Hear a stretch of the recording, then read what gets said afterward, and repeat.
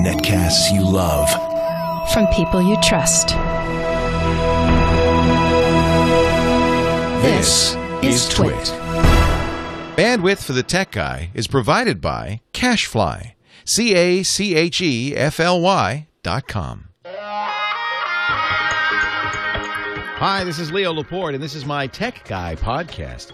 This show originally aired on the Premier Radio Networks on the first day of Hanukkah, December 8th, 2012. This is episode 933. Enjoy. The Tech Guy podcast is brought to you by Ring Central. I love my cloud-based phone system from Ring Central. Zero startup costs, and Ring Central is $20 per month per user. Try it now with a 30-day risk-free trial. When you buy one desk phone, you'll get a second phone free, up to 20 phones. Call 800-543-9980 or visit ringcentral.com and use the promo code TWiT. And by ShareFile. Enhance your workflow. Send files of almost any size easily and securely with ShareFile from Citrix. Try ShareFile today. For a 30-day free trial, go to sharefile.com, click the radio microphone, and enter Tech Guy. Well, hey, how are you today? Leo Laporte here, the Tech Guy, and it's time to talk about technology.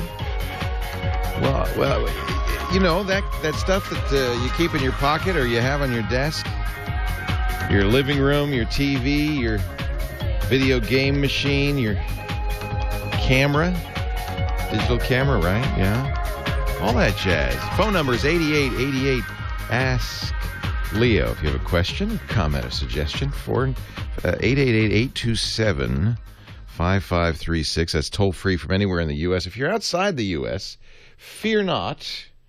You could just call us, use something like Skype.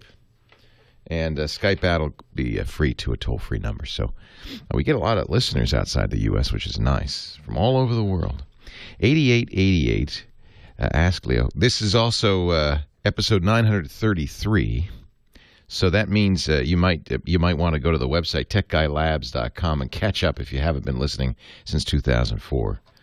They're all on there. Just go and you can listen. It'll only take you about, let's see, 2 hours, 1,866 hours. That shouldn't be too bad. If you listened nonstop, just take you a few weeks. Get through all those old shows so you'd be all caught up. You wouldn't want to miss anything. Of course, going forward, all you have to do is just listen to the show every day, and then you're set. 8888 Ask Leo, techguylabs.com. Oh, we have a chat room. I knew there was something else. These are great people who are always watching. Middle of the night, I can come in here, and they're still there, watching, waiting, hoping something interesting will happen. If you want to, it's more fun during the show, I got to say. If you want to be part of it, just to visit irc.twit.tv. No chat client needed because it's a web-based chat. But if you have a IRC client, you can use that as well. irc.twit.tv. Well, you know that Google has been trying very hard to get in the social media business. Did you know that? You wouldn't think. What do you think? It would be fun to do a poll. What do you think Google's business is? What do you think they do for a living over there at the Googleplex? They have a lot of stuff. You know, they own YouTube. There's probably a decent living there somewhere. They have the Google Docs. And then they have this thing you probably all know, and maybe many of you use, Google Search. Yeah, and none of those are their business. Their business is selling ads, period. That's their business. That's how they make their money, selling ads. And the business has been pretty good, but maybe it could be better because I noticed that Google has decided to charge for one of its, historically Google services have been free. There's been one, you pay if you want more than the storage that Google Mail gives you, which is about, 8-10 gigabytes free. You want more than that, you could pay for it. It's not very expensive. And you can use that to store your pictures on Picasa and upload your music and Google Music, stuff like that. But they have a lot of services if you go through it. They do a lot of stuff. But really, it's all about, and search was the start, but then they've added a lot of features. So you can't really say they're just a search engine anymore, can you? I mean, it really is more than that. But really what they do is they get you to use the internet, and the more you use the internet, they even say this out loud. The more you use the internet, the more they make, because what they really make money on is selling ads. So if you do a Google search, you'll see paid ad results, not in the search results, but around the search, above or to the side of the search results. And it always says, they're at least, they're careful about saying it's an advertisement. But people pay good money, for search terms. So if you're a chiropractor in Encino, what you could do is you go to Google, and Google's smart. They don't just say, oh, yeah, it'll be $5. They say, well, let's see how many chiropractors in Encino there are and how much they'll bid. They have an auction. And they charge what the market will bear. And, of course, if you are a chiropractor in Encino, you want to buy the search terms chiropractic, chiropractor, ow, my bones hurt, that kind of thing. And then when anybody does a search with the term, say, chiropractor, and they're in your area, they'll see your ad.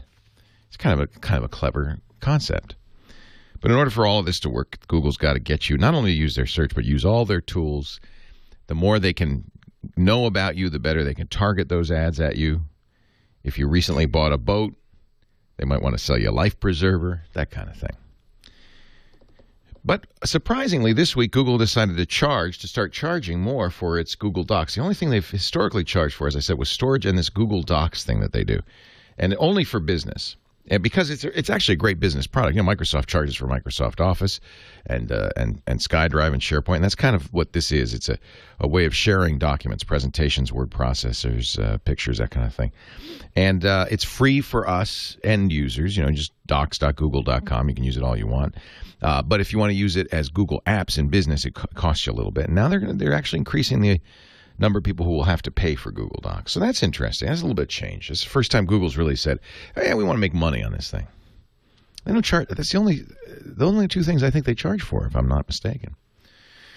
But they really realized that search itself was kind of dying out. And they were looking over at Twitter and Facebook, and they said, look at all the traffic they have, and look at all the, not just traffic, but all the signals they get from people using it about what's interesting. And this we could use to improve our advertising. Boy, we'd really like to do something social. So last year, Larry Page, the CEO of Google, it's a long story, and I apologize, almost done. Last year, the CEO of Google, Larry Page, said, your bonuses this year are going to depend on how well we do in social. Social, like Facebook or like Twitter or like Instagram. In fact, they created a thing called Google Plus. And if you go to Google now, it's everywhere. Google Plus is, if you go to google.com and do a Google search, you get this black bar at the top now, which shows all the Google things. And the one on the left is the plus. That's your Google social network. Well, this week they added something new. And I have to say, I like Google Plus, but I noticed that fewer and fewer people were using it, even though they have Hangouts, the video chats, they have events, they have the invites. They keep adding nice features. But this week they added something really important, communities. Communities. And all of a sudden, I think this might be, I'd be interested to see if this is the turning point. Because the Google Plus hasn't really been very compelling. People are stuck on Facebook and stuff, but this communities thing, if you have an area of interest, you join a community, you join a discussion, and I just think we've started one for the tech guy. It's called Team Tech Guy. If you're on Google Plus, it's open to the public. All you have to do is just go to Team Tech Guy. And you can make comments there. In fact, what we're going to probably do is start. I've created some discussion groups, some areas of discussion. One's called Help Me. Since people often come to the show looking for computer help, we could talk about this week's show. I've got one for the Home Theater Geeks, Scott Wilkinson segment. That's coming up in a few minutes. Digital photography. That's Chris Marquardt every week. He's probably not on this week. GizWiz, our gadgets of the week. All of that. So let's see how this works. I have a website. But of course, as you know, my recommendation is you always keep a website because you own that. Google owns this. But I think there's some certain value to this that's perhaps interesting. So I asked, by the way, on the Team Tech Guy community at Google Plus, what should I talk about at the beginning of the show? And Adam Coleridge said Google Plus and community. So I am. Mark Cobb actually had an interesting thing. He said, how about a T-Mobile's new pricing structure? Yeah, I think we'll talk about that. T-Mobile is no longer going to subsidize phone costs, and that by doing so, they're going to give you the best deal in cell phone service. The question is, will people get it? Will they understand that they're getting a deal if they have to pay $400 or $500 for the phone up front? I think that's going to be an interesting topic. Yeah, we'll talk about that. Good suggestion, Mark. Or anything on your mind. My phone number is 8888 Ask Leo, as I mentioned, and I'd love to talk to you. Give me a ring. Leo Laporte, the tech guy.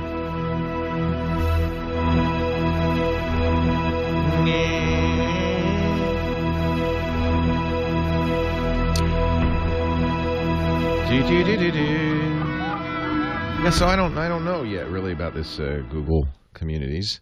Hey, let's face it, we're all trying to. I have to say, it's more compelling than anything they've done yet. And when I think about value, the first thing that comes to mind, DSL Extreme, the best value at high-speed internet. Amazing. So far, they're just kind of comment. You're going to save hundreds of dollars a year. With DSL Extreme, everything's just Doorbot. Your home is right now. Doorbot. Oh, that's interesting. I like that. Wireless doorbell. The stream. Oh, I'm going to get this. I like that. That's a gadget. I use. And at $14.95 a month, that's who you ought to be using. A Wi-Fi-enabled smart doorbell. No setup fees. I never hear the doorbell. Free 24/7 support. You even get email powered by Google. With he's trying to raise money for it. Free online document, spreadsheet, presentation software. Battery-operated Wi-Fi doorbell that connects to your smartphone and tablet. See who is at your door. Can you open it too? That'd be cool. The number 2 GetNet 866-2-GETNET or visit them online at DSLExtreme.com. That's not a mailman. $14.95 a month. Call 866 the number 2 GetNet to get DSL Extreme. Some restrictions apply. That's kind of interesting. Folks, have you heard about ESET's cybersecurity? Doorbot. This is TWiT. Yes, we've got a. I didn't know about the acronym IDOTech. You're right. That's not probably what I was intending.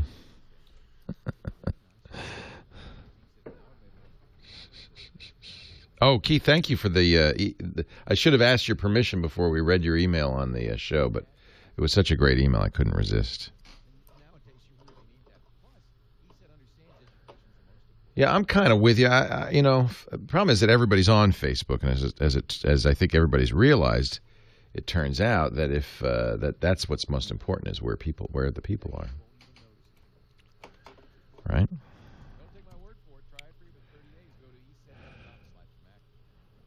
Buy a brand new car for $5,000 from the oil company, and then sign a 2-year contract to buy gas from them. That's a good idea. I like it.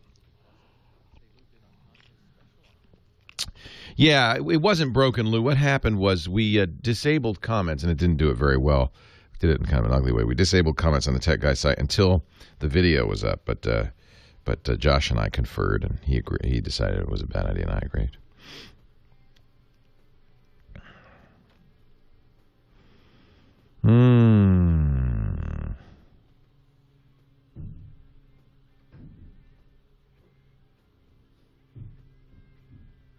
Oh, no. Slate says The Hobbit feels like some Buddhist exercise in deliberately inflicted tedium. Oh, no. Oh, we have a big group coming in? Oh, all right. Well, yeah. Somebody can take the throne.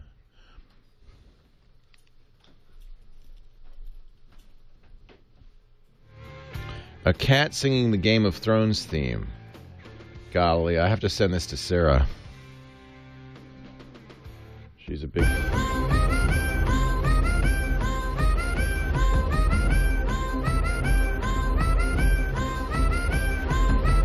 Thank you.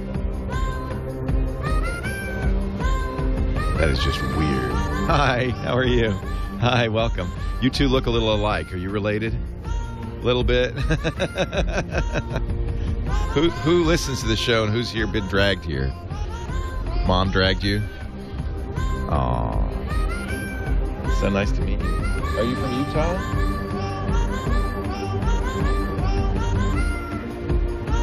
That's nice. Oh, that's fun. So you're from Utah. And you're from Sacramento. And you're from Florida. And you're visiting the wine country? Is that what you're doing?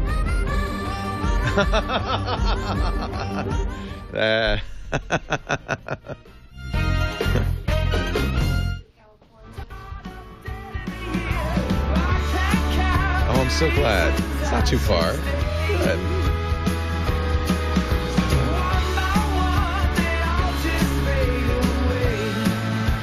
Leo Laporte, the tech guy. 8888 Ask Leo. Okay, so I did mention that the chat room is a very useful, handy tool for me. I follow, the chat room follows the show closely and then gives me suggestions for what, I should answer. And, I can always ask them if I don't know something. But unfortunately, they also can be a problem, a distraction. Somebody in the chat room sent me this. It's a kitty cat singing the theme from the Game of Thrones TV show. I don't know. I'm kind of sorry I saw this.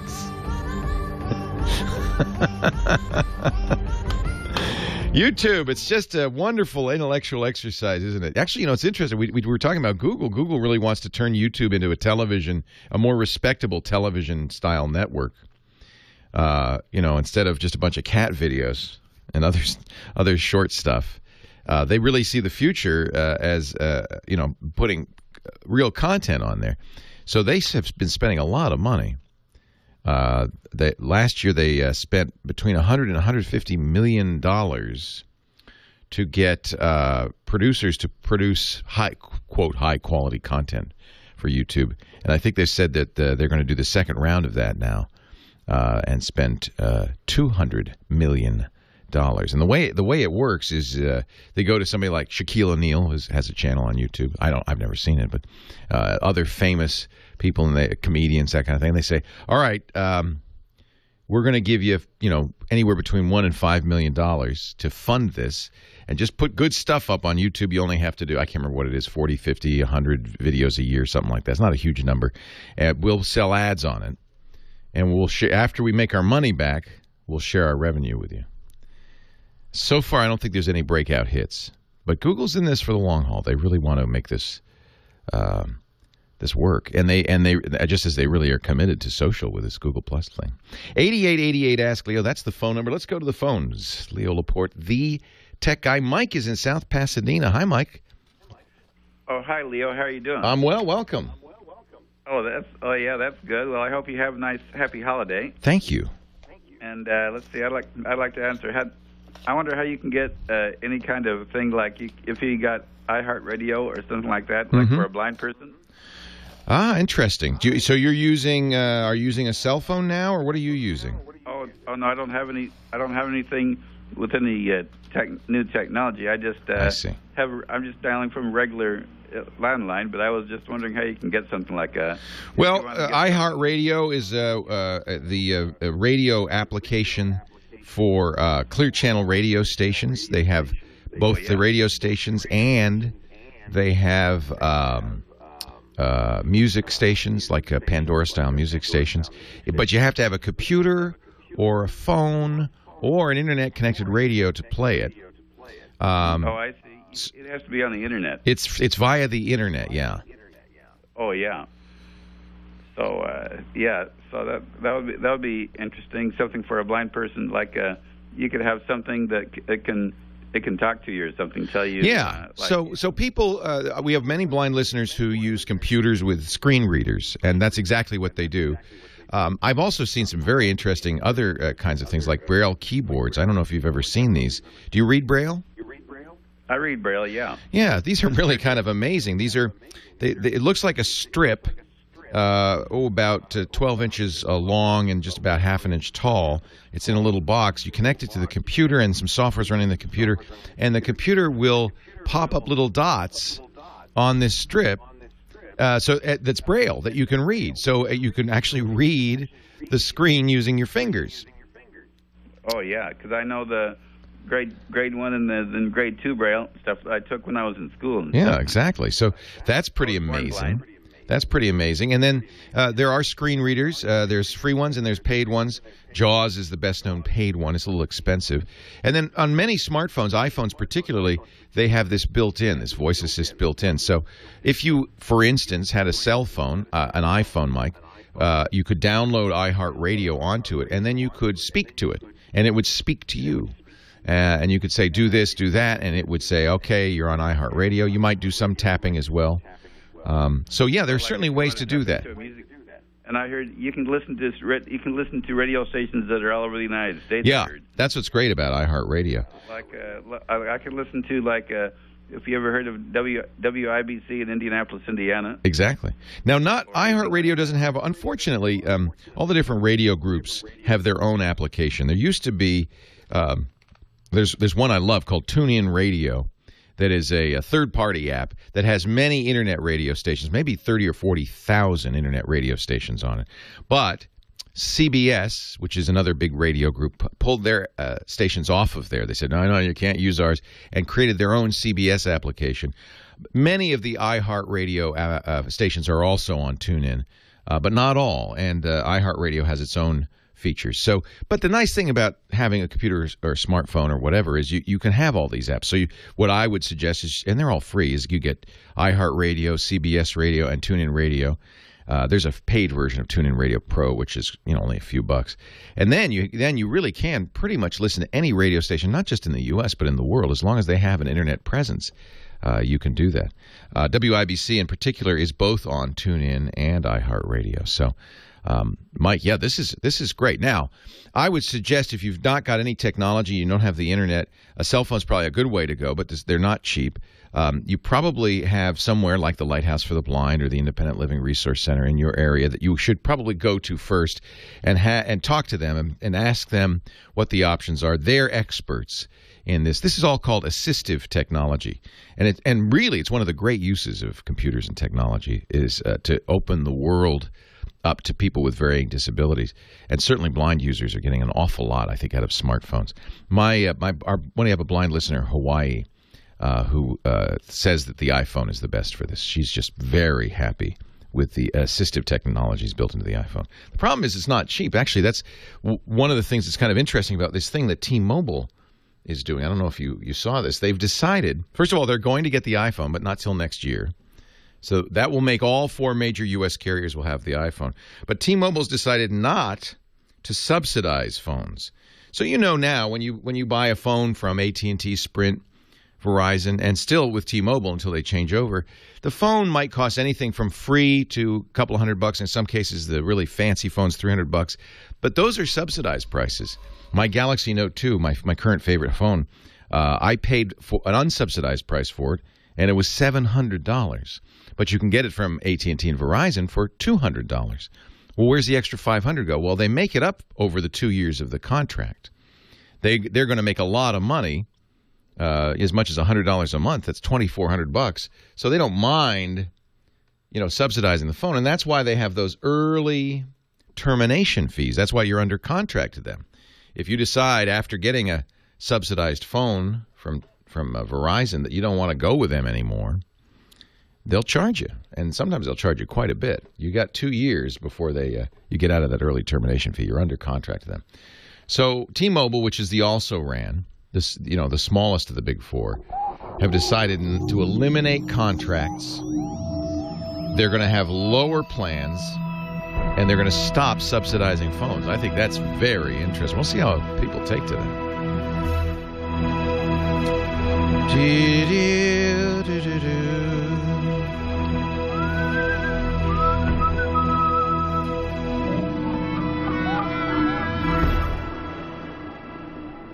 All right, let's get Scott Wilkinson on. Rogovich.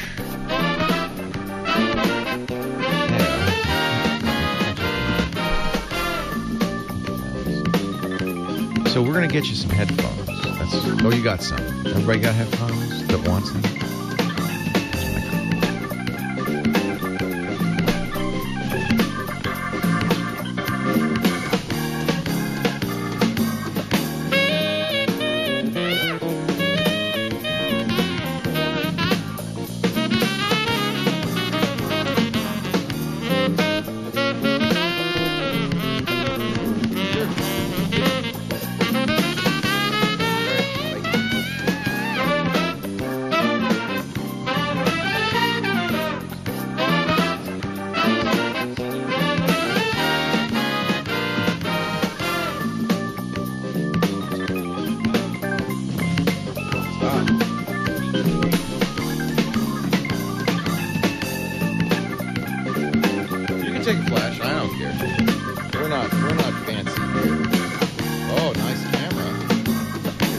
Wilkinson. Here I am. Testing 1 2 3. Testing 1 2 3. I hear you. Hey, Leo. How's it going? It's well. How are you? I'm good, thank you. Getting ready for Tuba Christmas. 1 week to go. I saw you got a write-up or a TV segment on the local news there. Yeah, it was very cool. Tuba Christmas. Hey, you haven't lived till you've heard Jingle Bells played on 200 tubas. Are there any online recordings? There aren't yet, but there will be after my concert on Sunday. Oh, good. I'm going to... actually, at my website, there are some audio recordings of a quartet playing the music. I didn't know you had a website. What's your website? It's tubachristmasla.com. You mean they're in other towns, too? Oh, they're in over 200 cities around the country. I guess tuba players got to kind of make their own opportunities. Tuba players are a very convivial sort. And I made that website with Squarespace, by the way. It's very pretty. Yeah. Thank you. Look at that. Nice pictures, too. Did you take those? Actually, no. Boyd Kruger took them. He's a fan of the show, actually. He's a good of this show. He's got a fancy camera, I could tell. Yeah. Some of them. Some of those pictures were not taken by him. There's my wife, Joanna, leading the singing. So they have singers. You don't need to... No. It's audience sing-along, Christmas carols. Does Santa play the tuba? He does. Wow. In fact, last year, Joanna and I sang a song on the show called Santa Wants a Tuba for Christmas. Now, where would I find the music? Because I want to play it coming back. Oh, right there in the gallery. In the gallery. Go down, past yes. there. There you go. And click on any of those.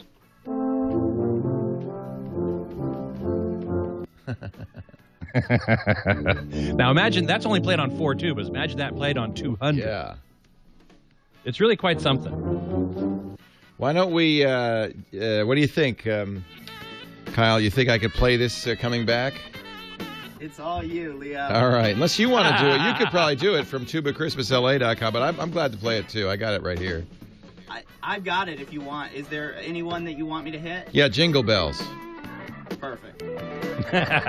All right. Because it starts with da-da-da-da-da-dun. Yep, that's the one. That's great. Kozis is asking, who does the arrangements? The arrangements of these tunes were mostly done by Alec Wilder, who was a very nice, very good American composer. Here we go.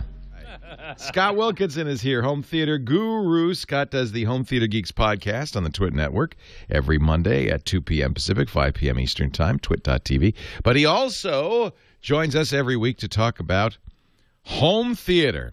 Now, we teased everybody last week. We did. We said we were going to talk about The Hobbit, because The Hobbit opens this Friday. Yep. And somebody was quoting in the chat room a review from Salon magazine, which was not kindly.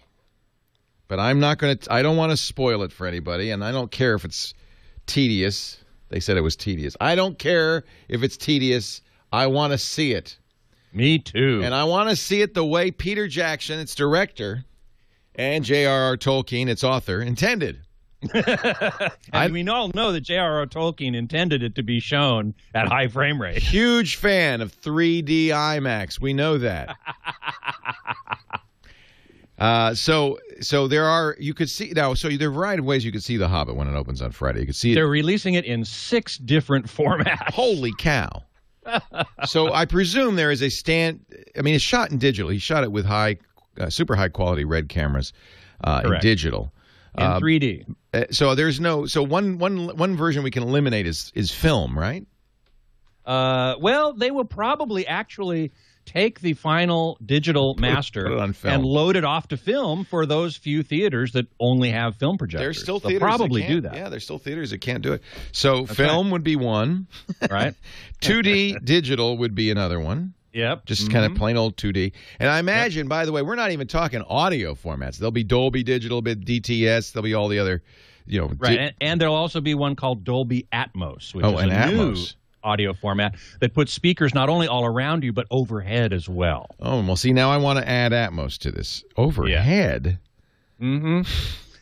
Okay. So that individual objects, when the sound mixer deals with the individual objects that are flying around, say a bird or an insect or something, they can actually use a joystick and move it around the room, and the Dolby Atmos system converts that into, well, which speakers should it be coming from? All right. In order to make that effect.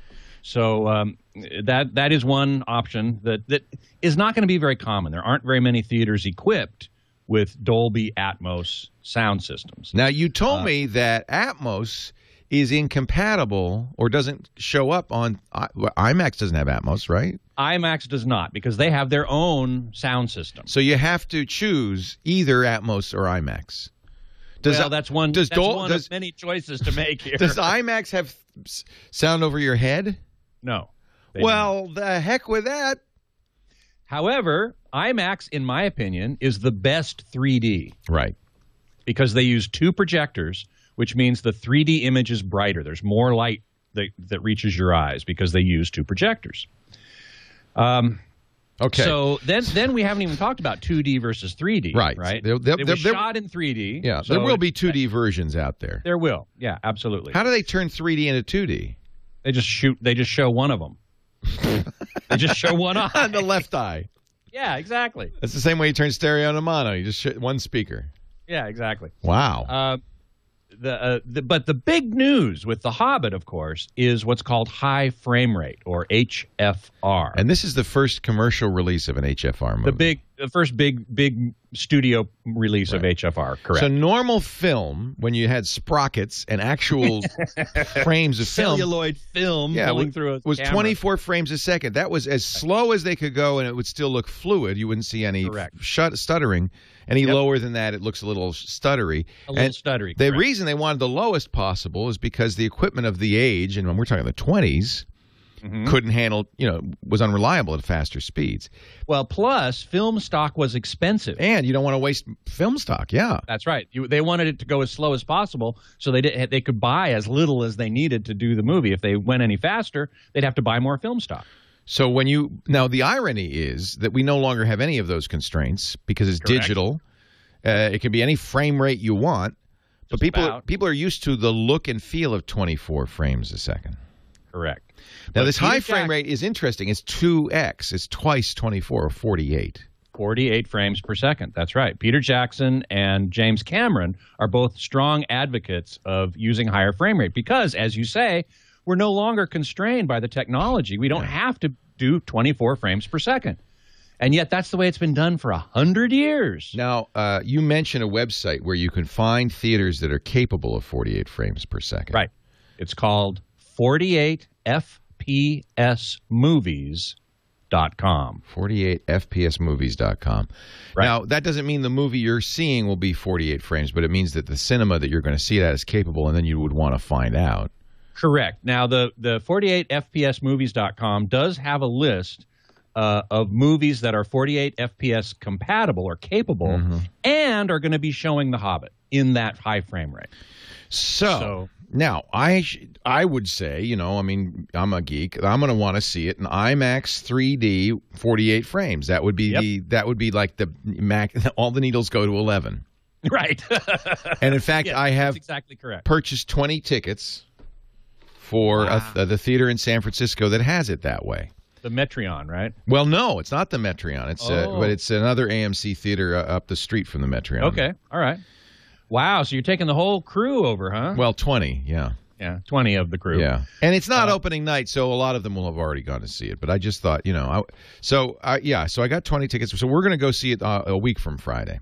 Fantastic. And I'm hoping now, but after I did that, I've been reading all sorts of things about 48 frames per second. And one of the things people say is you won't like it.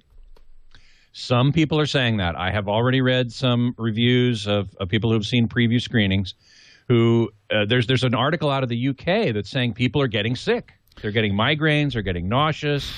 Now, the question is... People are nuts. That's not going to make you sick. Well, Peter Jackson's response was absolutely not. In fact, it's quite the opposite, because we were looking at 3D footage for hours every day as we shot The Hobbit, and because we were watching at 48 frames, we didn't have any of the issues that we would have had at 24 frame 3D. Correct. That is the other argument. I will be very interested to hear your take on it and those who you're taking along, because this is a really interesting question. Now, I suspect those people who felt sick I don't know. There's the other argument is against 48 frames is given by film purists who say it looks too much like video. This is the same argument. It's too accurate. It's too accurate. It's too sharp. You know, I've heard a number of people say that HD TV looks too sharp, too real. Oh, stop it. Go away. Go watch your I Love Lucy reruns and leave the rest of us in peace. Exactly. 48 frames is going to look really, really sharp. Especially notice how things in motion look. Right? So things that are moving across the screen or when the camera is panning, things are going to look a lot sharper than you're used to. And maybe you're not used to looking at 24 frames and noticing that the things in motion are very blurry. Unfortunately, I am. Sometimes when you point something out, then you can't not see it anymore. By the way, this theater is charging almost $17 a ticket for this IMAX. Which, to tell you the truth, is kind of normal these days. It's ridiculous. That's worth it. So now I was talking to my friend Alex Lindsay, who is who worked at Lucas. He's an expert in this stuff. And he said part of the reason people are unhappy with The Hobbit is this 48 frame per second technology is new, and the way they did it is probably not ideal. Something to do with keyframes. I don't really quite understand it. That's a very good question. From the Slate review, seen at 48 frames per second, Gandalf's staff looked like a cast resin prop. Too real. Stay tuned. More to come. I love that. A cast resin prop. Yeah, that is another complaint that I'm hearing. They're going to have to get better at, when you call and ask. Well, it's the same argument that when HD TV first came out, which is. And now I want to tell you about something I know you'll love. Go ahead. People looked really so sharp. The newscasters hated it because, it showed up every flaw in their skin. I think that was apocryphal. I know a lot of people who, in the news business, I don't know anybody who said that. And really? and I remember talking to Kelly Ripa because her sitcom was shot in HD. Mm-hmm. And now, of course, Kelly's gorgeous, but she said it didn't bother her. But they have to do things like they change the makeup technique. They use an airbrush because otherwise you can see the powder, stuff like that. Right. So I think that may be one of the issues. But now I didn't really fully understand what Alex was saying. Maybe somebody listening can interpret that, but it had something to do with the way they were keyframing it, I think. So remember that it's digital. It's not. So, I mean, you can shoot any frame rate you want. That's 7D. You could probably do 24, 60, 30, because it's digital. So, so it's not, that's right. I mean, there's some upper limit to the technology, but I'm sure you can go to 60. Oh, yeah. And I've watched video online shot at 50 frames per second to kind of simulate it, and I don't think it looks that different, but Board of the Rings, yeah, that was pretty odd. I saw that. I saw that coming. Commenting on the content, on the story and the storytelling, that's another thing. The Hobbit looks like Teletubbies and is way too long. Dana Stevens writing in Slate magazine. So visit gotomypc.com, click the try it free button, enter the promo code leader. Yeah, it's I myself am going to go see it in IMAX, as you are. IMAX 3D. Well, at least if it's a boring movie, I can look at the frame rate. Exactly. Start looking around at how clean and crisp. Now, as I was saying, people are complaining about this the way they complain about frame interpolation on LCDs. But unlike frame, that it looks sort of But that's not what's going on here. And I think that's people just... There's a huge psychological component to this. Right. In a fitting convergence of form and content, Jackson's Hobbit also vastly overestimates the amount of visual information the viewer needs crammed into her optic cavities. Many screenings will be shown not only in 3D, but a new super high-definition format called 48 FPS, which unrolls at a frame rate double that of the average movie. It's fully possible this technology will one day develop into a tool that enriches our experience of the movies. If so, I suspect The Hobbit will be remembered as an early failed experiment in the medium. It looks like an 80s-era home video shot by someone who happened to be standing around on set while The Hobbit was being filmed. Yeah, she's saying it has that soap opera effect. The effect is curiously washed out and flat, yet unforgiving in its hyper-realism. Any imperfection or note of artifice in the costume or set stands out as if illuminated with a bank of fluorescent bulbs. I found myself fixating, for example, on Gandalf's staff, an elegant Art Nouveau-esque creation that in the earlier Lord of the Rings would have blended in as part of a richly detailed ambient whimsy. Seen at 48 frames per second, the staff looked like a cast resin prop you might order online from a Wiccan supply house. Jeez. Well, this is an early experiment. I mean, it's not that early. Doug Trumbull was doing 60 frames per second 30 years ago. But it didn't get wide acceptance. This is the first one that's going to get really wide acceptance, so we're going to see a really wide range of responses to high frame rate. It's hard to overstate. Oh, I got to read this on the air. Gandalf style. Cartwright, shall I read? One ring to rule them all, one ring to find them, one ring to bring them all, and in the darkness find them. Do not take me for some conjurer of cheap tricks. I'm not a conjurer of cheap tricks. Leo Laporte. Long gray beard. Keep it secret, keep it safe. I got a long gray beard. Keep it secret, keep it safe. I got the tech guy. We're talking about The Hobbit and the controversy around The Hobbit. You could see it in standard 2 definition, 24 frames in some theaters, and some even with film. But most of us tech geeks are going to want to see it, as Peter Jackson, the director, intended it, in 48 frames per second, twice the frame rate, ginormous IMAX screen 3D. Yep. Let me tell you, I mentioned the review from Slate Magazine, Dana Stevens writing in Slate Magazine, The Hobbit looks like Teletubbies, and it's way too long. She called it Bored of the Rings. And she particularly singled out 48 frames per second. Last sentence of the review, it's hard to overstate the degree to which 48 frames per second interfered with my ability to get lost in this movie's story. I should probably see it again in a regular format to give it another chance, but that would involve sitting through that whole dwarf ballad again. Apparently there's a 20-minute history of the dwarves that begins this thing. Oh, man. She said it looks like an 80s-era home video shot by someone who happened to be standing around on the set while The Hobbit was being filmed. Washed out, flat, soap opera. It's all the things that people complain about with 128 frames per second on their LCD TVs. That's right. People are used to 24 frames per second. It gives it. This is part of the problem. It softens it because it isn't a high frame rate.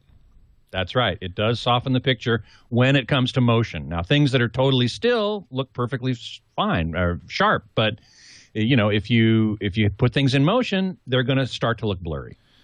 Well, now I'm worried. But anyway, I am still going to go see it. I wouldn't worry. I would absolutely go see it in 48. Yeah. No question about it. We'll have a focus group of 20.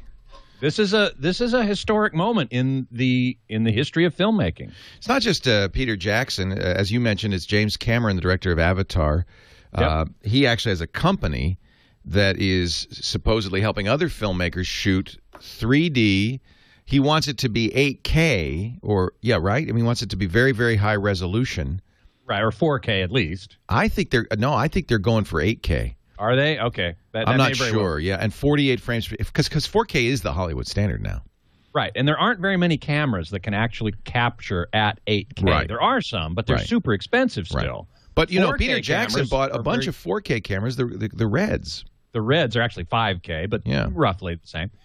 And yes, and they're certainly very affordable when you're talking about professional film, high level film, movie cameras, cinema cameras. They're quite reasonable from Red, and he bought a bunch of them, and he put 2 of them. I'm sure he must have used Cameron Pace equipment, possibly 3Reality, to mount 2 of those cameras together. That's exactly what they did. Rig. They had two 4K or 5K cameras side by side. Right, and they shot everything in native 3D, which is a good thing because converting 2D to 3D is another common practice in Hollywood, and it often doesn't work very well. Whereas shooting originally in 3D, I think gives you a better 3D experience overall. And going to IMAX is probably the best way to see it as we said, 2 projectors, brighter image, more light coming at you, gives you a better 3D experience. So look for IMAX 48 frames per second. You won't find Dolby Atmos at an IMAX theater, so you have to kind of make a choice there. There might be some theaters that have 48 frames at 3D. All these numbers and letters, it's alphabet soup. There will probably be some that have Dolby Atmos, but very few, I think. I think you're going to the right theater. I'm going to the same kind of theater, IMAX, 48 frames, 3D, to see The Hobbit next week. I haven't got my tickets yet, but I will certainly get them very soon. Well, we shall see. As I say, it's an important moment in the history of movies, and I certainly want to check it out for myself, and I encourage other people to as well. And while I don't fully understand what my video expert friend was saying when he said that the way they converted it to 48 was not ideal, I will withhold judgment because it may not be the best way to see 48 frames. We'll probably see more. As you know, I hate 3D. Yeah, so. I know, and yet you're going to 3D. Oh, well, I mean, it's the thing. James Cameron is doing Avatar 2 at high frame rate. We don't know whether it's going to be 48 or 60. It might even be 60 frames per second. 60 is television. Oh, no, television's 30. Yeah. Well, essentially it's television. Yes. Television, broadcast television is 30 frames per second delivered in 2 fields, 2 half frames. And those fields come at you 60 times per second. So when you combine them together, it's 30 frames per second. But Blu-ray can certainly deliver 60 frames per second. And yet when you're looking at a Blu-ray of a movie and you're looking at it at 60 frames per second, you're not really going to see any distinct difference because the movie itself is stored on the disc at 24 frames. There's only 24 frames of information. So the Blu-ray player repeats frames as necessary to bring it up to 60. But you're still going to see the blurriness in motion and stuff like that, which you won't see in this high frame rate. This is big news. I just love it. In this review, she says that Gandalf's staff looks like something cast out of resin that he bought at a Wiccan supply house. I'm dying. It's either going to be a comedy or it's going to be a great movie. But either way, it'll be fun. Whether or not it's a great movie, I don't know. I have to tell you, I was not a big fan of all the Lord of the Ring movies because all they were fighting, chasing, running, fighting, chasing, running, fighting, chasing, running. That's modern filmmaking. What are you talking about? Well, yeah, I know, but they just didn't have cars. That's why you didn't like it. They needed cars to blow up. They need cars to blow up. Scott, who's your guest on Home Theater Geeks this weekend? Ooh, this week on Monday is Tom Sumner, a senior VP at Yamaha. And we're going to be talking about Yamaha's 125th anniversary. This year is their 125th anniversary. And so we're going to be talking about the milestones that Yamaha has brought to the consumer electronics world, home theater in particular. Also a little bit of musical instruments because I'm a musician as well. And we should mention that when we started the segment at the bottom of the hour, we played a little tuba music. You're on the tuba there, Jingle Bells via the tuba. That's right. You're going to be doing a performance tomorrow of a Tuba Christmas. No, actually, December 16th, Sunday, December 16th, a week from tomorrow, is Tuba Christmas Los Angeles. Now, anybody in L.A., please come. It's all the information's at tubachristmasla.com, a site I made with Squarespace, by the way. And if you are not in L.A., there's apparently tuba performances. There's Tuba Christmas all over the country. Go to tubachristmas.com, and you'll see a link that says, where's Tuba Christmas? And you'll go there, and there'll be a drop-down menu. You pick your state. It's in probably all 50 states. It ain't Christmas without tubas. It ain't Christmas without tubas, and you haven't lived till you've heard 200 tubas play Jingle Bells. All right. Like we did at the top of the hour. Home Theater Geeks will be at Monday at 2 p.m. Pacific, 5 p.m. Eastern Time. You can watch live on twit.tv or download it after the fact. All the places podcasts are, iTunes and so forth. Just look for Home Theater Geeks. Thank you, Scott. And read Scott's column at hometheaterhifi.com. Thank you, Scott. Thank you so much. All right. My pleasure. We'll talk again next week. Next week. Audie in Los Angeles. Leo Laporte, the tech guy. Hi, Audie. Hi, Leo. 1 second. I'm a truck driver, and I need to get this 80,000 pounds over the side here. Ah, yes. You know, take your time. No hurry, Audie. It's okay. Okay, got it over. Holy cow. Okay, I've got a Toshiba satellite laptop, and I've got problems with it. It won't create a restore point.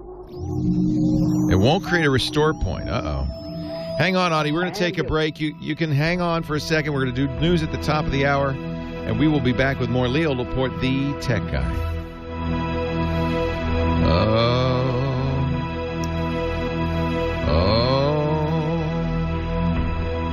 Oh, yes. I would like soup. Let me see what the soup is today.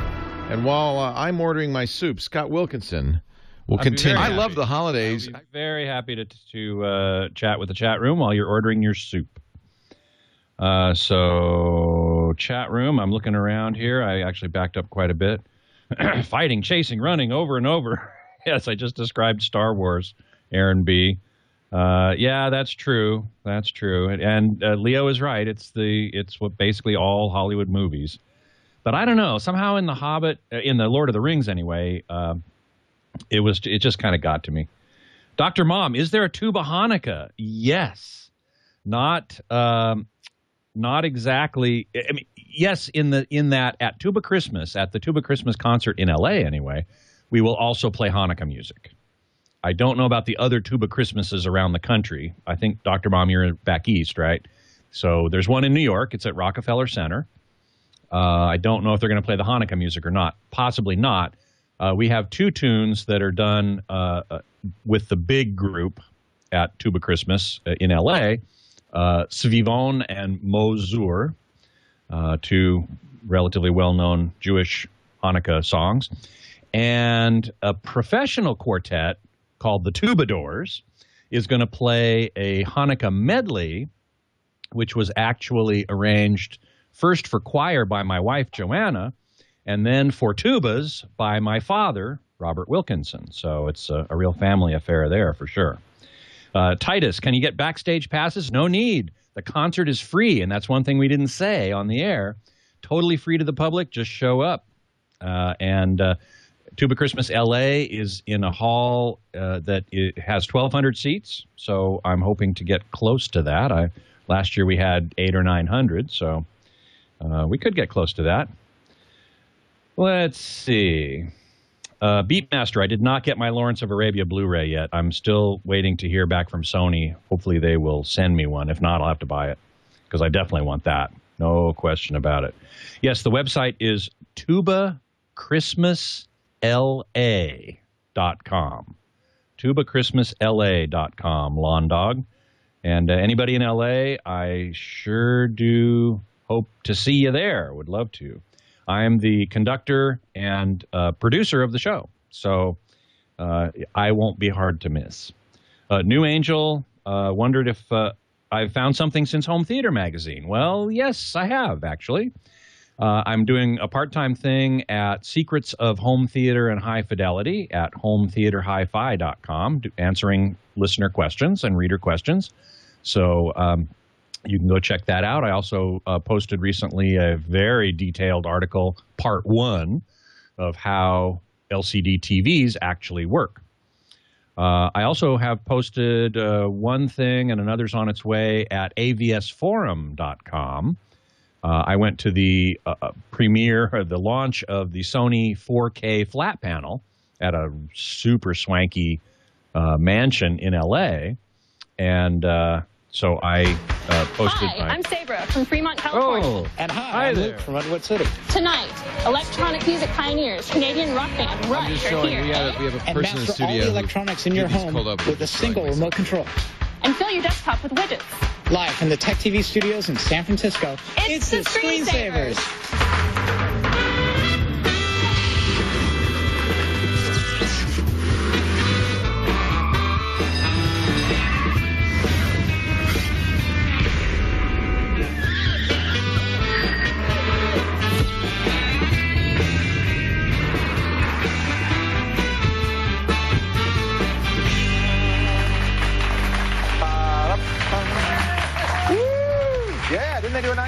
job? They did a wonderful job. I was here for Luke and Saber. That's the first time we've done that, but I think we're going to start doing that more often. We should. Yeah. Why? And then we just got to teach you how to get out of the car and everything be hunky and dory with the opening. Get out of the, you know, Luke. Isn't that cool?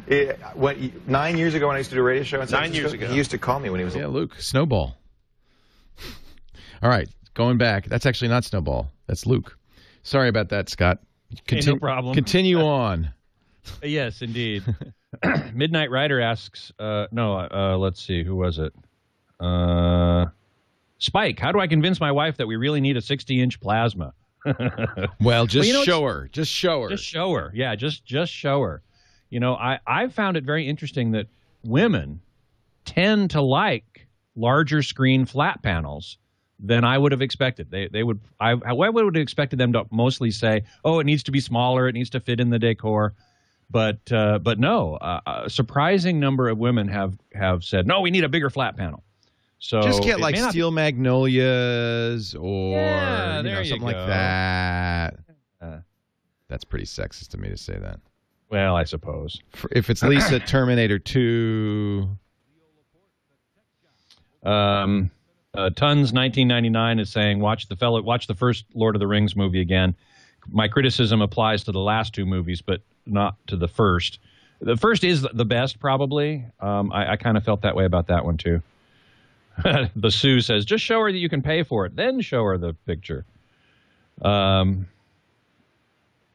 Let's see. Aaron B. said the same thing. Show her a clip from her favorite film. What pair of headphones? I don't know if you answered this yet. Did you post the settings for my Panasonic? No, I haven't yet. I need to do that. I need to actually send. Who do I send that to at TWiT? Just email Glenn, Glenn. Okay. At twit.tv, and he'll put All it right, up. I'll do that. I have been meaning to do. CC me, and that way I can put it on my blog too.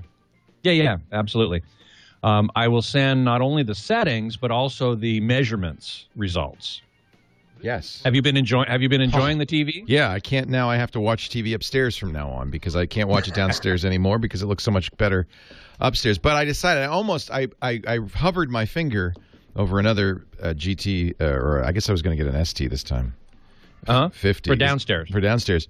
And then I went, wait, because Tim Cook on Thursday very strongly implied that Apple was going to do a TV soon, which was a shock. But now I have we've been talking about that for what? Yeah, but I still didn't. I never believed it. Anyway, so I'm going to wait until see what they come up. But you know what? Even if I guess Apple has a way of announcing things when it's actually available, as opposed to vaporware. Right.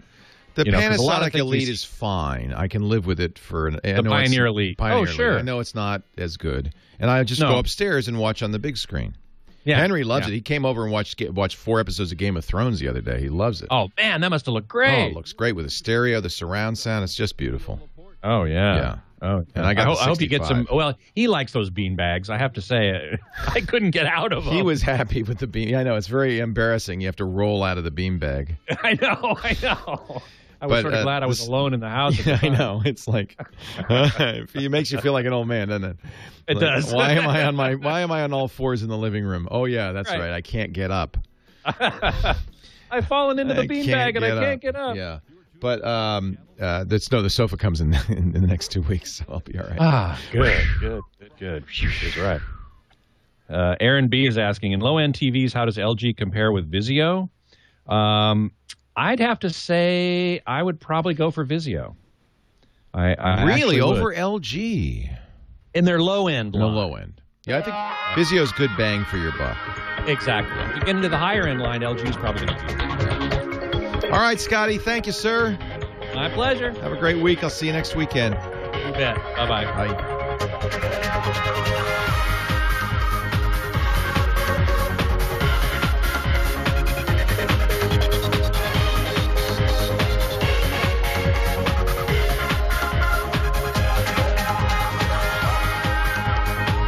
Well, a good day to you, Leo Laporte here, the tech guy. Time to talk about computers, the internet, cell phones, camcorders, MP3 players, home theater, and all that jazz. 8888 Ask Leo. 888-827-5536 is the number. The chat room and the website are together at last at techguylabs.com. We've also created a Google Plus community Team Tech Guy. If you want to hang out there, you're welcome to do so as well. Now, Audie is the truck driver in Los Angeles whose Toshiba laptop will not do a system restore point. You know, Audie, that is sometimes a sign of a virus. Are you still there, Audie? Did I lose you? Send a virus program. Okay. And it doesn't show anything. Now, also, it will not do a Windows update. And I said, well, the heck with it. What I'll do is I'll just format the hard drive and start all over. And I'll start to format the hard drive, and it'll come back, cannot format this hard drive, and reverting to previous version. Oh, that's interesting. So it sounds like the hard drive itself is at fault, and that's not unusual. There's flaws on the drive. You may be able to recover it. Now, some laptops it's fairly simple to put a new hard drive in. Do you have? Sometimes there's a little port on the bottom, a couple of screws attach it. You open that up, and either there's memory in there or there's memory and hard drives. On some laptops, and I don't know on this Toshiba, you remove the battery. There's the hard drive. If the hard drive's easily replaceable, that's probably the easiest thing to do. Hard drives aren't expensive. You can get more capacity, better speed. If it's not replaceable, then there are recovery programs like SpinRite. My friend GRC, Steve Gibson at grc.com makes a program, but it's $80 or $90. I think it's $80, which is the cost of a new hard drive. So, yes. So if it's easier, if you've got everything on the hard drive, you don't need to worry about the data being lost, and it's easy to put a new hard drive in. Then stop at Fry's and pick up a hard drive. Okay, well, the computer works fine except for those three things. I can go on the internet. I can surf all the web pages. I can view it. I can listen to Leo Laporte on AM 640. All right, the great KFI. Well, yeah, I think probably it's what it is normally when all hard drives have bad sectors. It stores data in something called a sector. It's kind of an imaginary division on the hard drive. It stores data in those sectors, and if a sector cannot be read or written to, the hard drive has a bad sector table. It'll just add that to the bad sector table and just stop using it. And there's enough redundancy and extra space on the hard drive that all hard drives have a bad sector table and have some bad sectors, all of them. And as a hard drive, wears, you can add to that. That's what SpinRite does, by the way. It's a very simple program. It's not a complicated program. It reads every sector on the drive. If it finds a sector it has difficulty reading, it will keep reading it till it can get the data off of it. Then we'll relocate that data and map that sector out. Say it's bad, don't use it. And often that's all you need. Now, there are, unfortunately, on Windows, there's some non-relocatable sectors like the master boot record that cannot be moved. And it may, in fact, be that your system... that's why I'm worried about the fact that it couldn't format. Sounds like it can't write to those critical spots. So it may be that it's unsafe, really, in the long run to run Windows without updating it. You know that, right? Correct. Yeah, I think your first suggestion of just going and buying a new hard drive is the best one. They're cheap. Or throwing the computer in the trash can. Well, how old is that laptop? Oh, it's 4 to 5 years old. And you keep it in the cab? I keep it in the sleeper in here. The sleeper. The cab of the truck. Yeah, so it's being vibrated. It's being vibrated constantly for 4 or 5 years. I'm not surprised the hard drive has some problems. In fact, it's amazing that it lasted that long. Okay, I think that's what I'll try is just go buy a new hard drive. The Fry's or Best Buy. Or anywhere. Even Costco now sells hard drives. But you want one that's for that laptop. You could even look online, Amazon, or Newegg would probably have it. But make sure you get one that will fit that drive. And you might even look into, if you want to add speed, I don't know if there'd be a benefit on an older, they probably wouldn't. You could look at a solid-state drive. The problem is the older laptop doesn't have an I.O. bus fast enough to make any difference. I mean, it'll work. It just won't. You won't notice any speed difference. There was a very interesting YouTube video of a guy shouting at his hard drives. Have you seen this yet? This guy is a IT, and I don't think it's a scam. Actually, You can search for it on YouTube. It's called Shouting in the Data Center. The guy's an IT or a network operations guy, and he's running some software in his data center that measures errors, drive read errors. He has a big array of disks. I don't know how many disks. It looks like maybe 100 disks in there. And you know, they're showing 0 errors as they operate until he goes over and shouts at the drive. Now, he's shouting. I'll play a little clip of this so you can hear, because he's shouting pretty loudly at the drive. The lights are blinking on these J-bots because they're doing work. So it's kind of noisy in there anyway. It's not recommended. This is not supported. Do not try this at home.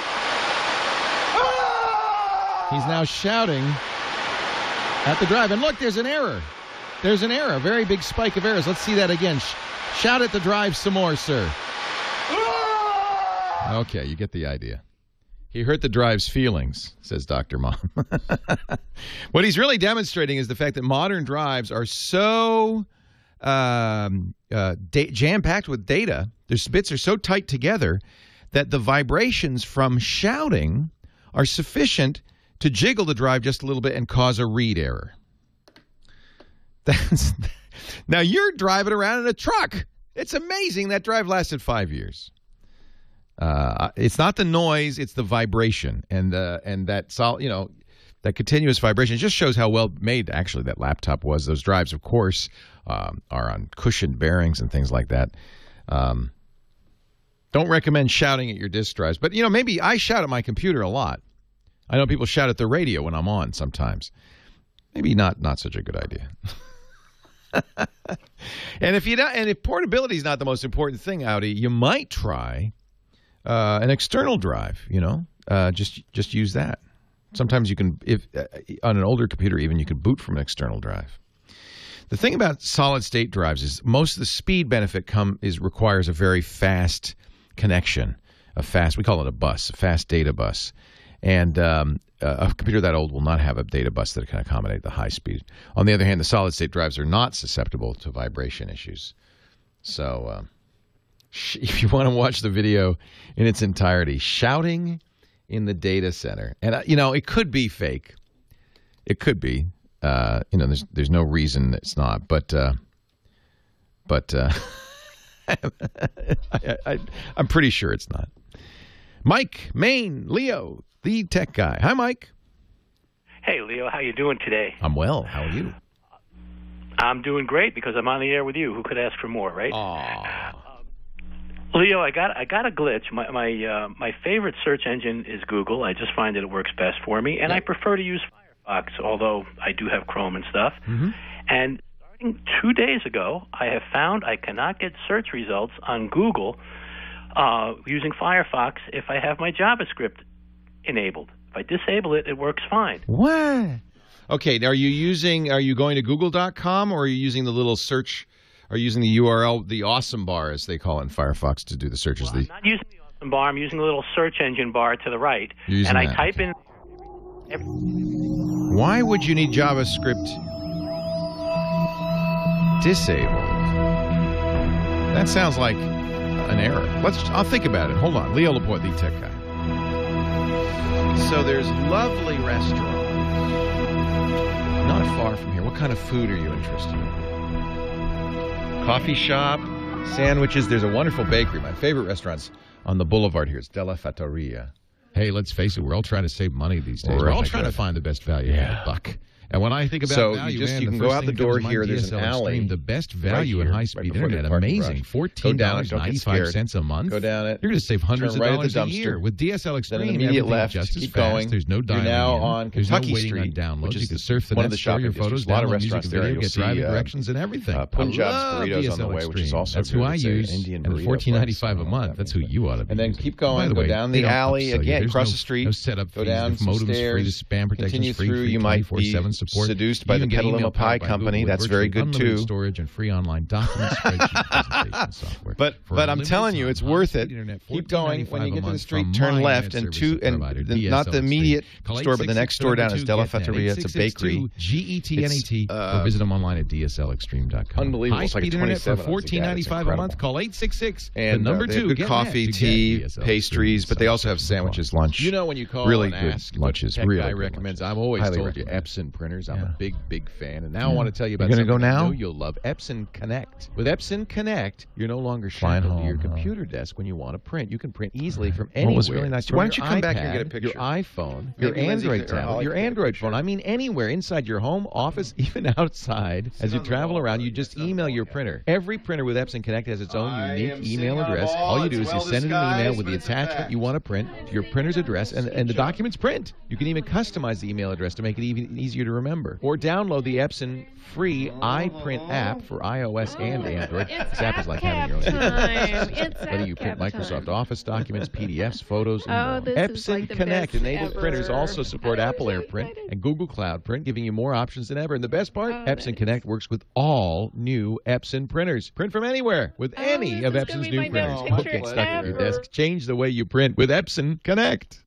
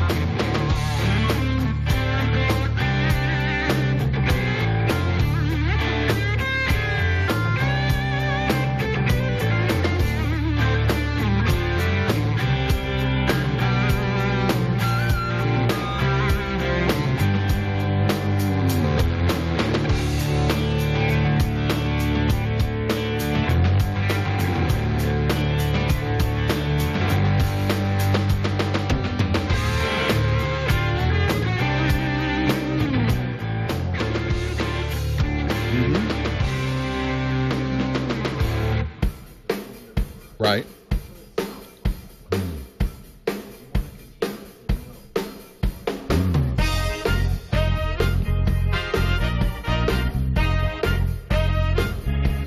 Are some of them on the external, or are they just gone?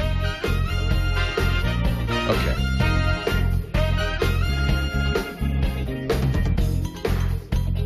Right. Oh, good. Yeah, I would wait. If you still have the photos on the external, you can re-import them.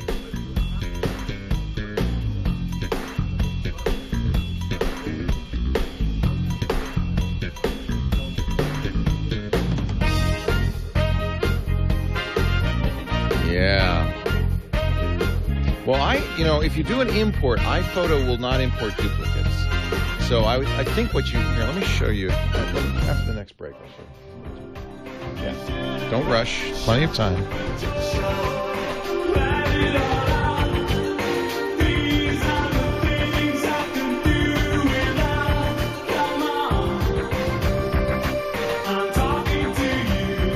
Leo Laporte, the tech guy. Come on. I'm talking to you. Mike in Maine has an interesting problem. His Firefox, by the way, Firefox now updates automatically. So the first thing when Firefox starts adding wonky, I assume is, they pushed an update that broke something. It's JavaScript, I could see maybe JavaScript is required, but to say you can't be using JavaScript is really strange. And what happens if I disable JavaScript, everything's fine, but when it's enabled, everything's fine in the Google search, but when it's enabled, it does not go through with the secondary search right from the Google homepage. I can get the first search, but then if I type in Scott Wilkinson, that comes up.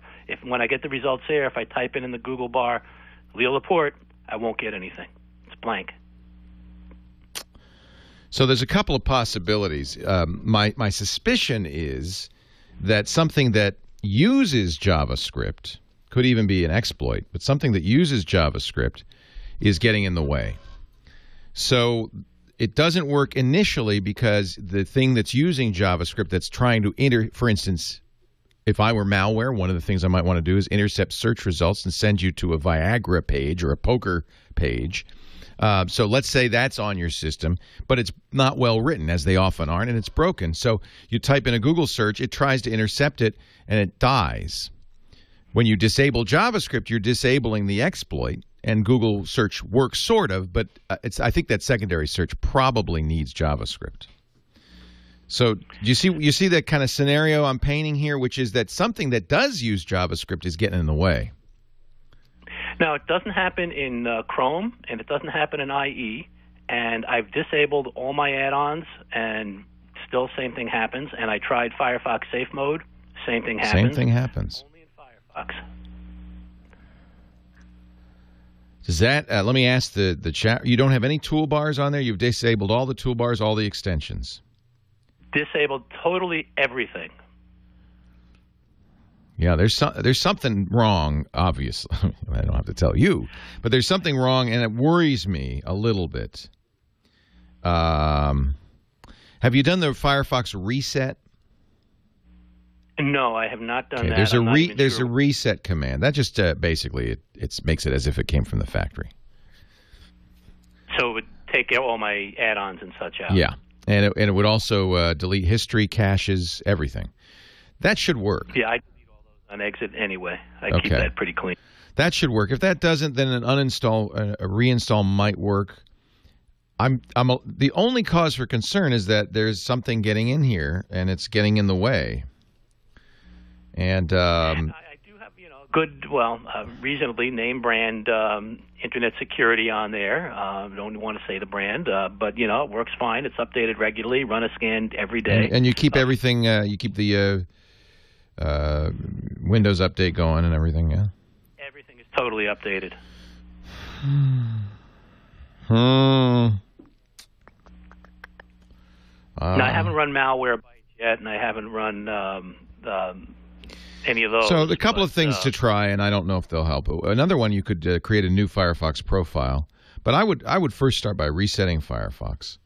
If that doesn't work, then create a new profile, see if it happens in the new profile, and if that does not fix it, then I would uninstall Firefox and reinstall it. And if that doesn't fix it, it's odd that it doesn't happen in any other browser, but it's possible that Firefox got infected and nothing else did.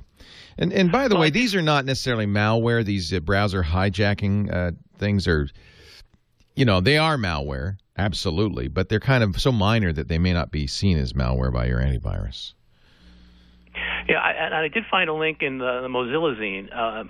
Boy, that's hard to pronounce. I know Mozilla Zine, but it's a great resource. It's a forum for all the Mozilla users. Yeah, and magazines. Started on December 6th, and there are a number of other users that are having the same issue. Oh, interesting. All right, then there may be a bug. You're using software that updates fairly frequently. For a while, Mozilla was not doing. Everybody's doing it now. All the browsers automatically update. Well, I checked that too, and I'm on version 17.01, and I've been on that version since about Monday. It hasn't updated since then. There haven't been any updates in my add-ons or anything. I've been really trying to research this out before calling you because it's really a strange problem. Yeah, and it's not universal. No, not totally. Although I don't know if any of you guys have tried that, doing a secondary search with Firefox on Google. Mike, just uninstall it and reinstall it. See what happens. It could just be, things get screwed up. Computers, if they worked fine, then we wouldn't need them. No, that doesn't make sense. Computers. No, they can't work fine. You'd be out of a radio If they worked fine, you wouldn't need me. That's it. Thank you, Mike. I'll keep my eye peeled. Keep listening, and we'll see if we can come up with another possible. Thanks so much. Yeah, I really appreciate your call. Thank you. Sorry I couldn't be more help. Pete, Riverside, California. Pete, you're on the air. Leo Laporte, the tech guy. Yeah, Leo. I was wondering, I'm so frustrated with phone technology now. Do you ever see a time when the cell companies will release their hold on voice and let us just buy data? It's coming. In fact, it might be coming sooner than you think. Dish has announced they're going to do that. Dish Network. Well, you don't have to have a Dish Network to do it. No, I know. Dish Network's starting a cellular company to do this. So here's the thing. LTE, which you've heard of because everybody's, trumpeting it as a data system is actually more than a data system. It's data and voice. But nobody's using it that way yet. Verizon's not, AT&T's not. But ultimately, all the companies plan to roll out LTE and get rid of their voice technology. So it's exactly as you say. But if you were to be a new mobile phone company, that's probably how you'd start, and that's what Dish is talking about. So there's no regulatory issues that would prevent them from doing that then? Oh, there's huge. Are you kidding? You got to be nuts to try something like this, but Charlie Ergen is nuts. The owner of Dish, and he's an amazing fellow with a larger-than-life ego. Well, he's a little grandiose, and so what they are. In fact, one of the rumors is that Google might partner with them in this. Now, I don't think that's going to happen because they need an internet service provider back end to it. But that's one of the rumors. So, when is this happening? Certainly not till next year. Sprint has made noises about partnering with them. There's all sorts of. This is a very rapidly changing universe. Because everybody sees this as ripe for reinvention, right? Because it's just not working. So do you think that they'll unbundle phones at the same time? I'm talking about carriers like Verizon and those kind of people. Well, T-Mobile is unbundling phones right now. That was their big announcement this week, is that they are going to – they currently have a $79 all-you-can-eat plan. They're going to lower the cost of that. They're going to unbundle the phones. You bring your own because they're a GSM network, so that's easy. Or you can buy a phone from them at full cost, put it on their network, no month-to-month, no contract, no early termination fee, and a lower data fee. The question is, will people understand this? I'm paying $600 for that phone? Yes, but you're going to save $1,000 over the life of the phone. I don't know. It's confusing to people. So while we want to see this reinvented, some people just say, I don't get it.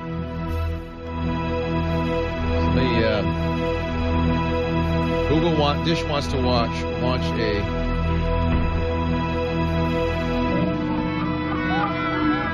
Now, what's interesting is Verizon has refused to sell them Spectrum. It's a very, this is, you're going to see a lot of stuff happening in the next. Verizon, majority owner of the biggest U.S. mobile service, is not interested in buying Spectrum from Dish, not planning to make any acquisition. No, that's not it.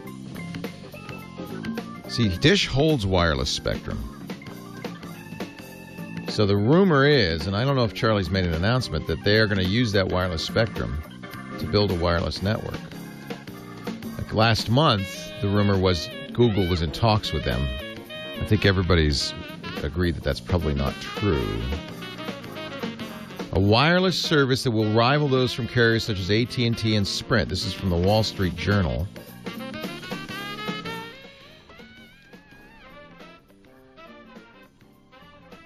So it's all kind of a guess at this point, right? It's all rumor.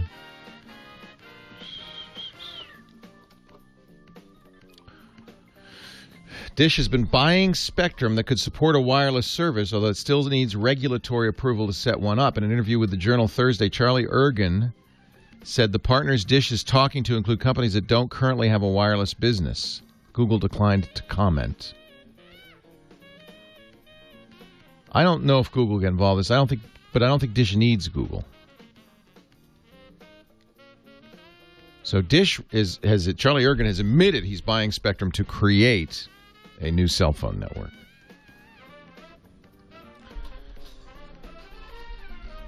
Didn't he have a heart attack? Dr. Mom, what's going on with John McAfee? He had a heart attack, didn't he? Let's see the latest McAfee news. He's in Guatemala. I didn't think he got arrested. He's in Guatemala. Oh, he got arrested in Guatemala. He's fighting deportation. He wants to get back to America. He's 67. He's being held for illegally crossing the border with his 20-year-old girlfriend. Jeez.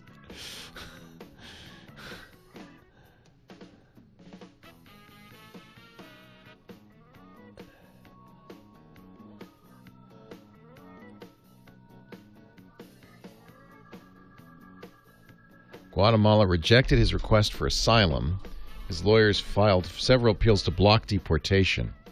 So he's held in a Guatemalan jail.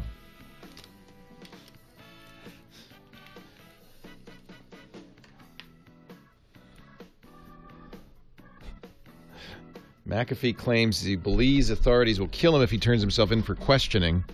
Belize's prime minister calls him bonkers.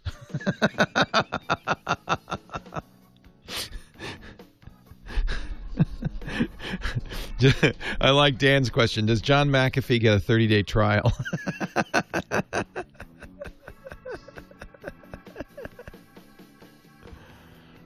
So you guys on vacation, or you just came down for this, or what are you? Oh, thank you. It's nice. I appreciate it. Where'd you think you were going to sit? Out in the lobby? Yes, you can watch us on TV. Well, it's just nice to see you. It's great. Are you a student, Juliana? Where do you go to school? Where? In Sacramento? In high school? Yeah, that's great. Are you a geek? Has Dad turned you into a geek? Aww. I tried with Abby, but she's just not a geek. In fact, there's the funniest text from her. I hope I didn't erase it.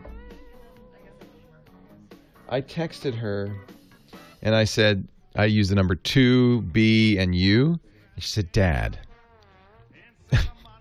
don't do that. Leo Laporte, the tech guy, was talking in the break with some of the members of our studio audience about my daughter. She's 20. And we were texting last night, and I did something she found offensive in the text. I wanted to say 2BU, and something like we just want you to be safe. So I wrote U, the letter U, the number 2, and the letter B. U2B, right? Like the kids do, right? Wrong. She said, Dad, nobody under 27 does that, and certainly nobody of your socioeconomic status.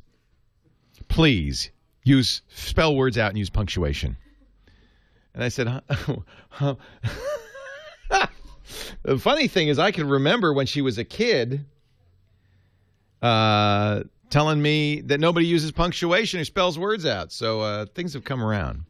I think what's changed is that in the old days, we used to have those, numeric keypads. So that every letter was a horrible trial to type out. Now we have real keyboards. It's no big deal. You could dictate it. She says, I'm actually reading the text. Please never text me anything like U2B again. Not hip, Dad. People 26 and older all use lame texting slang. My generation always spells out texts. I've been pwned.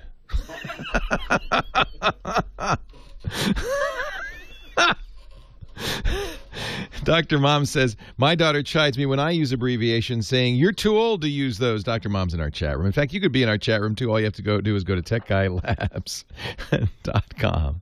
Techguylabs.com. I love it. Lorenzo, Keyport, New Jersey. Hi, Lorenzo. Leo Laporte, the tech guy. Well, she told you, didn't she, Leo? She did. She did. Oh, man. I knew I had to be the next call because it was silence in here, and then all of a sudden the dog barks, the baby cries, the phone rings. Right. That means you're on the air. So, I am a developer and a web designer and graphic designer, which means for my family, I am Tech 101. Oh, it's a good job, isn't it? Yeah, it reminds me of the K bit where nobody appreciates anything. Right. My wife, it's her birthday and Christmas within 5 days of each other. So I have put her in an iPad, a Kindle Fire, a MacBook Pro, and... Not all in the same day, I hope. Well, they might as well be. I mean, she can find something that she doesn't like about it in each one. Yeah. Doesn't like about the iPad and the Kindle is she likes a keyboard. Right. So where I'm at, Chromebook. At the price, it seems like a good price, and I just wonder what you've heard about it. I think that now you got to get the Samsung Chromebook, okay? Because there's another one. I think they make a less expensive one from Acer or Asus, somebody with an A, that's kind of cheesy. But the Samsung is very nice. Now, understand what you're getting with a Chromebook, and I think it might be perfect for your wife. It's not really. It's a computer. It's kind of like a netbook, you know. It's not super fancy. It doesn't have a lot of storage. But if you're a Google user, it's great. Basically, it's using Google's Chrome OS, which is essentially a browser. Now, nowadays they've updated it. It looks like it's got menus, but really you can only do stuff you can do in the browser. And so when you want to do word processing, you'll use a browser extension. Take notes, you'll use a browser extension. Now, the good news is Chrome has a lot of browser extensions. So one way to test this out is to actually just use Chrome on a computer, and you'll get an idea of what Chrome OS is like and what it can do. They have quite a broad variety of things. It's pretty flexible. It's a beautiful little computer. What was it? $250, right? Yeah, and I've exhausted. I mean, the person who doesn't use technology that often can always find the imperfections in what we appreciate as holding an iPad in your hand, and you're basically on the internet on a highway. Yeah, but she just wants to use it. She doesn't understand what an amazing thing. What hath God wrought? But the quality of the audio is so poor. So I would look at the Samsung Chromebook. I think this is actually designed for people like that. Unfortunately, Google says we're sold out, we're out of inventory, please check back soon. So you might have a hard time finding this. It's a beautiful little device. You've seen the ads in which they show babies and dogs using it. It really is designed, it's very light, very portable, 6.5 hours battery life, just 2.4 pounds. And if what you're doing is surfing the web, checking your email, maybe looking at Facebook, this is plenty. Okay. Well, finding it's going to be a little more challenging. I did see that. I thought I found it on Amazon. Grab it, or you might find it at a slight premium on eBay as well. On eBay. Okay. Yeah. Now remember, this is Wi-Fi only. It's not 3G. So. Correct. I think Verizon it's through Verizon 3G that they have. Somebody is, but it won't be the same one. And this, I've tried a number of Chromebooks, and I've been fairly skeptical about it. But remember, I'm like you. I'm a geek. Now I want to do more. I think for somebody who doesn't want to do a whole lot, this is a very good choice. But some of them are kind of netbooky. So yeah. I'm going to go look at Best Buy and just to actually see it, but the reviews, and for the price point at $250, it's not the biggest loss considering the Kindle. Well, that's exactly right. I mean, and that's another reason it's going to sell. But remember, netbooks were very popular. Our friend Jeff Jarvis, who is the host of our show about Google and a journalism professor at City University of New York, very well-known film reviewer or TV reviewer in his day, has decided to, as an experiment, use only a Chromebook. And he's been very happy. That's more than an experiment. That's daring. It's daring. I know. I thought he was nuts. Now, I think the ones that you're going to see at Best Buy and on Amazon are the previous generation. Okay. So go to play.google.com. Go to the devices section. This is the one that Jeff's using. This is the most recent one. It's brand new. I think there'll be more of these, maybe even in time for Christmas. There are other Chromebooks, but I think that's the one you want. The Samsung one. Yeah, correct? If you can find it. Yep. Good luck. I think you're actually on the right track. And I would have gone through. I would have done exactly that. I would have said, "Well, here's an iPad." No. Here's a Kindle. No. Here's a Galaxy Note 2. No.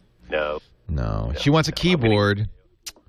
I'm going to give her AOL and Netscape, and then we'll. She'll be happy. Then she'll be happy. Good luck, Lorenzo. Thanks, Leo. We've all been there. Yeah, I think the Chromebook is very interesting. I actually had a debate with Sundar Pichai, who's the guy in charge of Chrome OS at Google, because I didn't understand why Google needed two operating systems. They have a very good one. It's called Android. It's rapidly becoming one of the best known operating systems in the world, primarily on cell phones, some tablets, and it's touch and it's nice and it's fast and it's well supported by apps. And I said, what do you need another OS for, especially one that's really just a browser in a box? And he made a case, well, education, business, where they don't want a lot of capabilities, people like your wife. And I think that there are some people who would be happy with that. I think it's doable if your needs are few. Everybody in the chat room is saying, Leo, you're leaving out the fabulous Surface RT from Microsoft, which is, but the problem is the price. We're talking, if you want the keyboard, and she does, $600+ I don't think that's the right one for her. I don't know if it's the right one for anybody, to be honest. Apparently, the world agrees they're just not selling these. Leo Laporte, the tech guy. Our show today brought to you by My Phone Company. Have I showed you my phone? I got a great phone. This looks like a normal business phone, doesn't it? 2 lines, you know, it's got all the buttons, directories, applications. It's a Polycom. HD voice, good quality. You know, it's a good phone. That is not connected to a switch anywhere.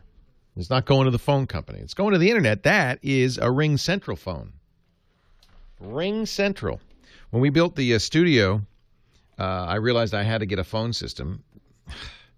Look, you got to understand, I'm not a businessman. I don't know anything about this stuff. But I knew that I couldn't make my employees continue to use their cell phones for business. I mean, it was, you know, I could only get away with that for so long. So, and I was kind of racking my brain because I really didn't want to buy a phone system. I just thought too complex, too expensive. Nobody's going to use it. They're still going to use their cell phones. And Russell Tammany, he's a contract IT guy. Doesn't work for us. He's just, you know, he comes in, I think, 10 hours a week, something like that.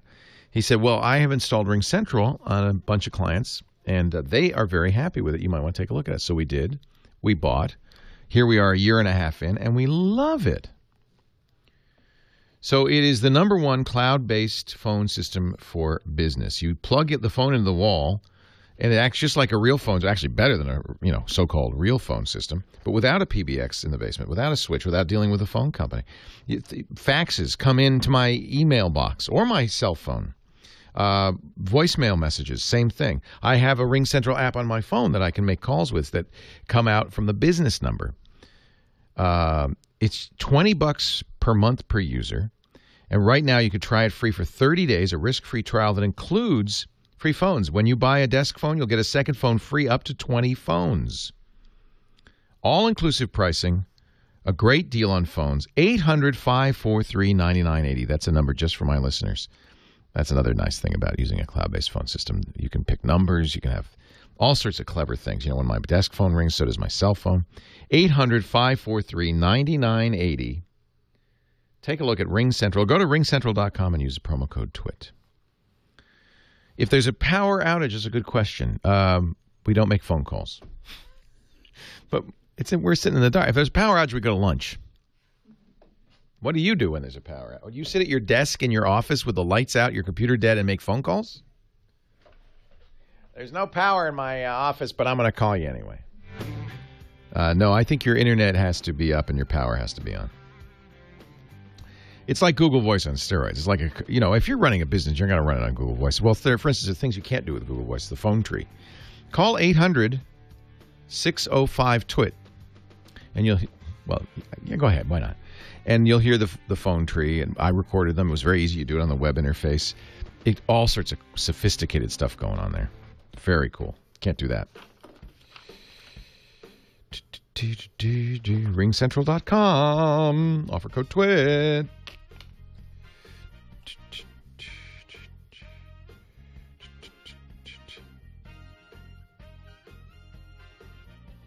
Oh, boy. Time for soup. I don't want to slurp in your ear, so I'm going to give you a beautiful view and let you watch it. Isn't that pretty? I'm over here. I'm eating soup over here. Don't mind me. Shortest soup break ever.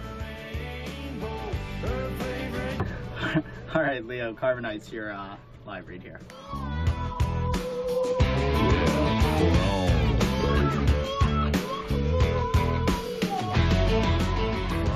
Chrome. The bumper of my big black Mac. Kyle Benham, our musical director, once again with the apropos song, Chrome OS. Leo Laporte, the tech guy. My phone number is 888 827-5536. You know, it's easy to remember just 8888 Ask Leo. So 88 keys on a piano, right? So just think of 2 pianos, and then I'm on one of them, and you just ask me, what are you doing on that piano? That's how I remember it. 8888, 2 pianos, Ask Leo. What are you doing on that piano? Only you don't have to dial the what are you doing on that piano part. Or you can visit our website, techguylabs.com. The phone number is there. So is a link to our chat room. All sorts of fun people in there talking back at me. Yep, techguylabs.com. Kyle Benham, musical director, puts a playlist together at the end of each show and puts that on the website, techguylabs.com, or on his Google+. That's Kyle Space Benham. Kyle, I think you and I are the only people in the Team Tech Guy community at Google+. Leading the way. We're leading the way, he says. So we got to get some more people in there. If you are on Google+ and you like Google+, the Team Tech Guy is kind of fun. It's one of the new Google Plus communities. You know, they've set it up so you can set up a community. It's kind of like the old Google Groups, really, only beta. And Team Tech Guy, oh, no, I take it back. We have 139 members now. So it's growing, just as fast as Google Plus is. And I'm going to moderate a few of these comments, make these visible. If you want to join us, we'd love to see you. plus.google.com. I don't know if it has a special URL. I don't think it does. Just look for Team Tech Guy. There are lots of groups all of a sudden. I joined a group for coffee fanatics that Mark Prince, coffeegeek.com, created called Espresso. And it's one of the sections that I really like is espresso photos. Just lots of pictures of coffee. If you can't drink a cup of coffee, you could just admire it from a distance. Mark is such a coffee geek. You know what? I should get Mark on the radio show, shouldn't I? We could do a coffee geek thing. I got a travel segment now. Actually, Johnny, I think, was a little under the weather. Let me check my email, see if he was feeling better, because Johnny was a little under the weather. He's traveling. He's in Panama. So, but he will come back soon. Let me see. Yeah, he's not feeling well. So he says, I don't feel good. So, no problem, Johnny. No problem. Feel better. We'll have you on next week. He was going to give us part 2 of his talk on how to save money on airfares this holiday season using the Internet. And one of the things he mentioned last week, which is great, which is follow the airlines on Twitter. They announce deals on Twitter all the time. Oh, yeah. TechGuyLabs.com, 8888 Ask Leo. Tony in Buffalo, New York. Another browser problem. Hi, Tony. Hi, Leo. How are you? I'm well. How are you? I'm good.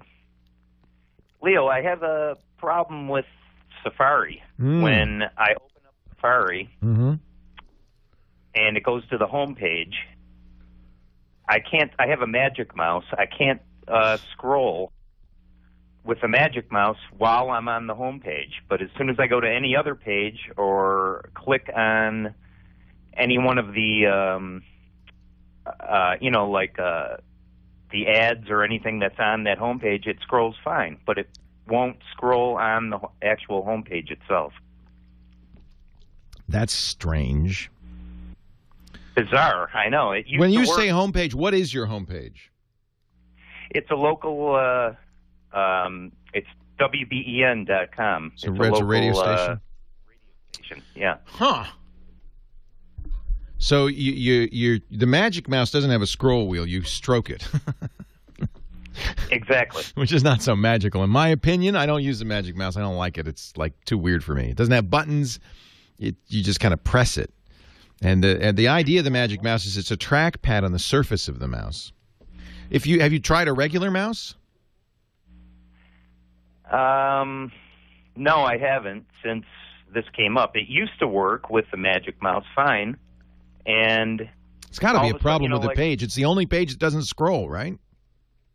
Is the home page, yeah, what it opens with. Yeah, the WBEN page. So it's not the home page, it's just WBEN. I know it's your home page, but it's not because it's your home page. I think it's their page.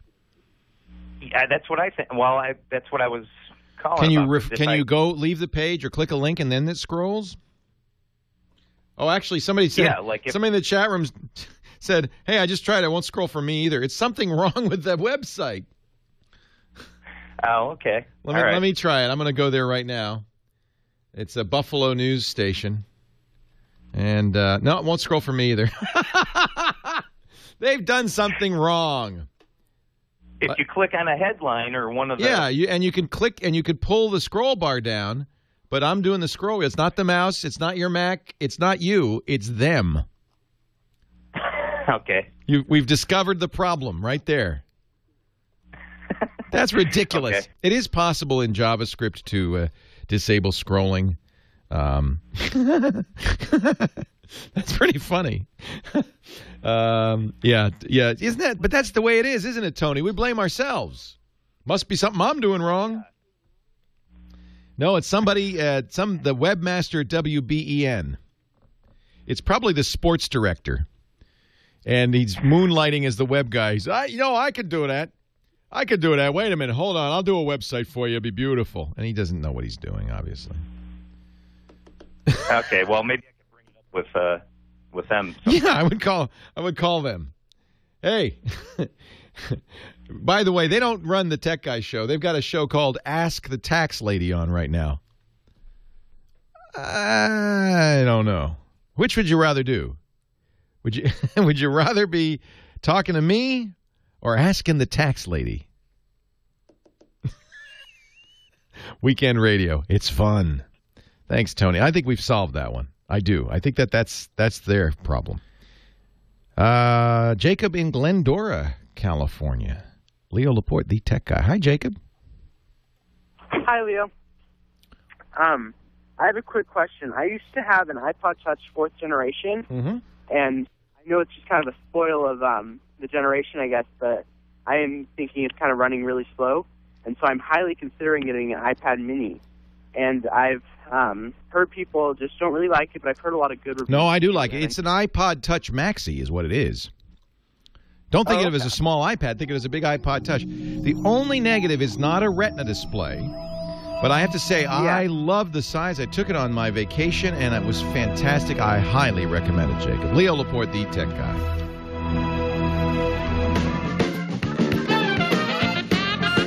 You are tuned to Premier. Is if you go to, in the Finder, I'm just showing our studio visitor how to get to his iPhoto photos. If you go to Pictures in your home library, this is going to show, you can look on the external as well. But you'll see the iPhoto library is a single file. You control-click or right-click on that, show package contents, and then it's...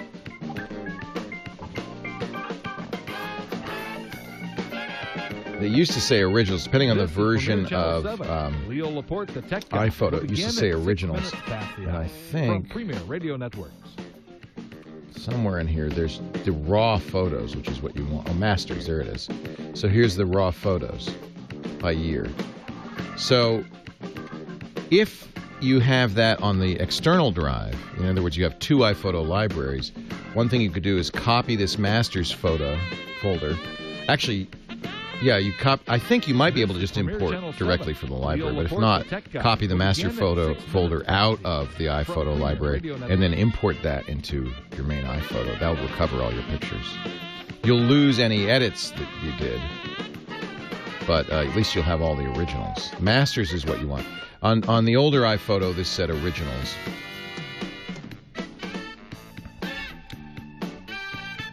So that would be my suggestion for trying to recover that. Just make sure you back it up. You're tuned to Premier Channel. Yeah, something will be made in the USA. Probably the iMac.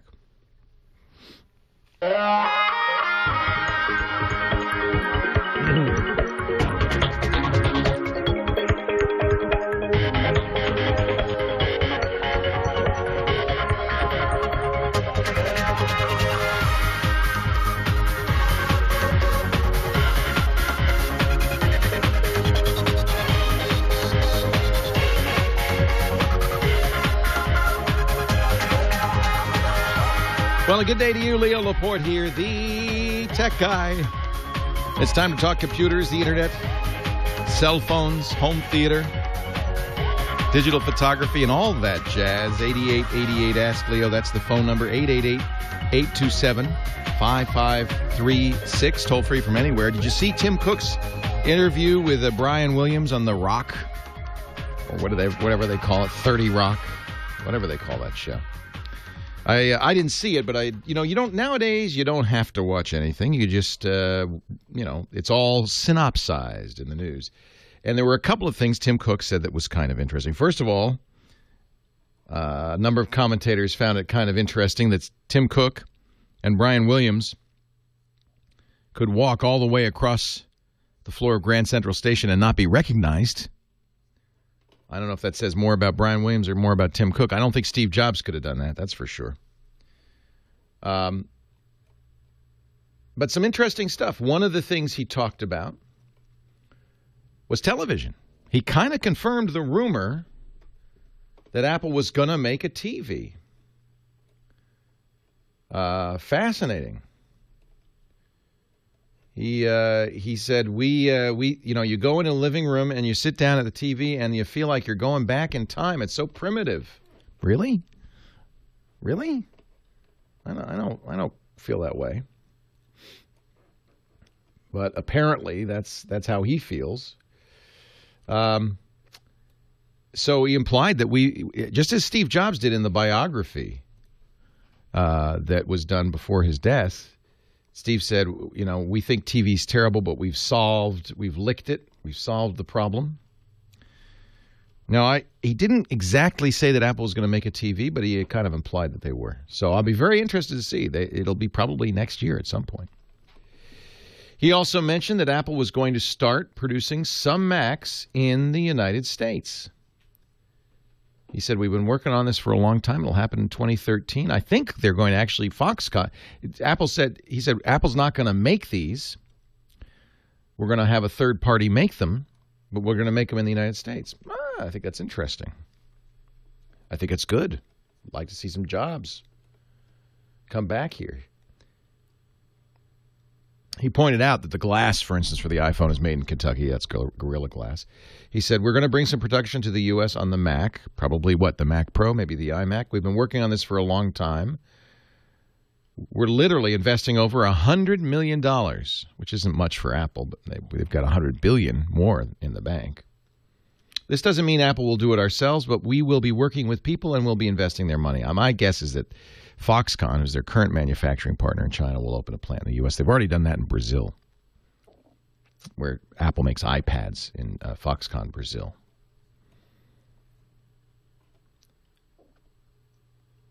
So I think it's this is interesting stuff. I'm trying to see if there's anything else he said. The so-called Steve Jobs multi-touch patent was overturned by the United States Patent and Trademark office.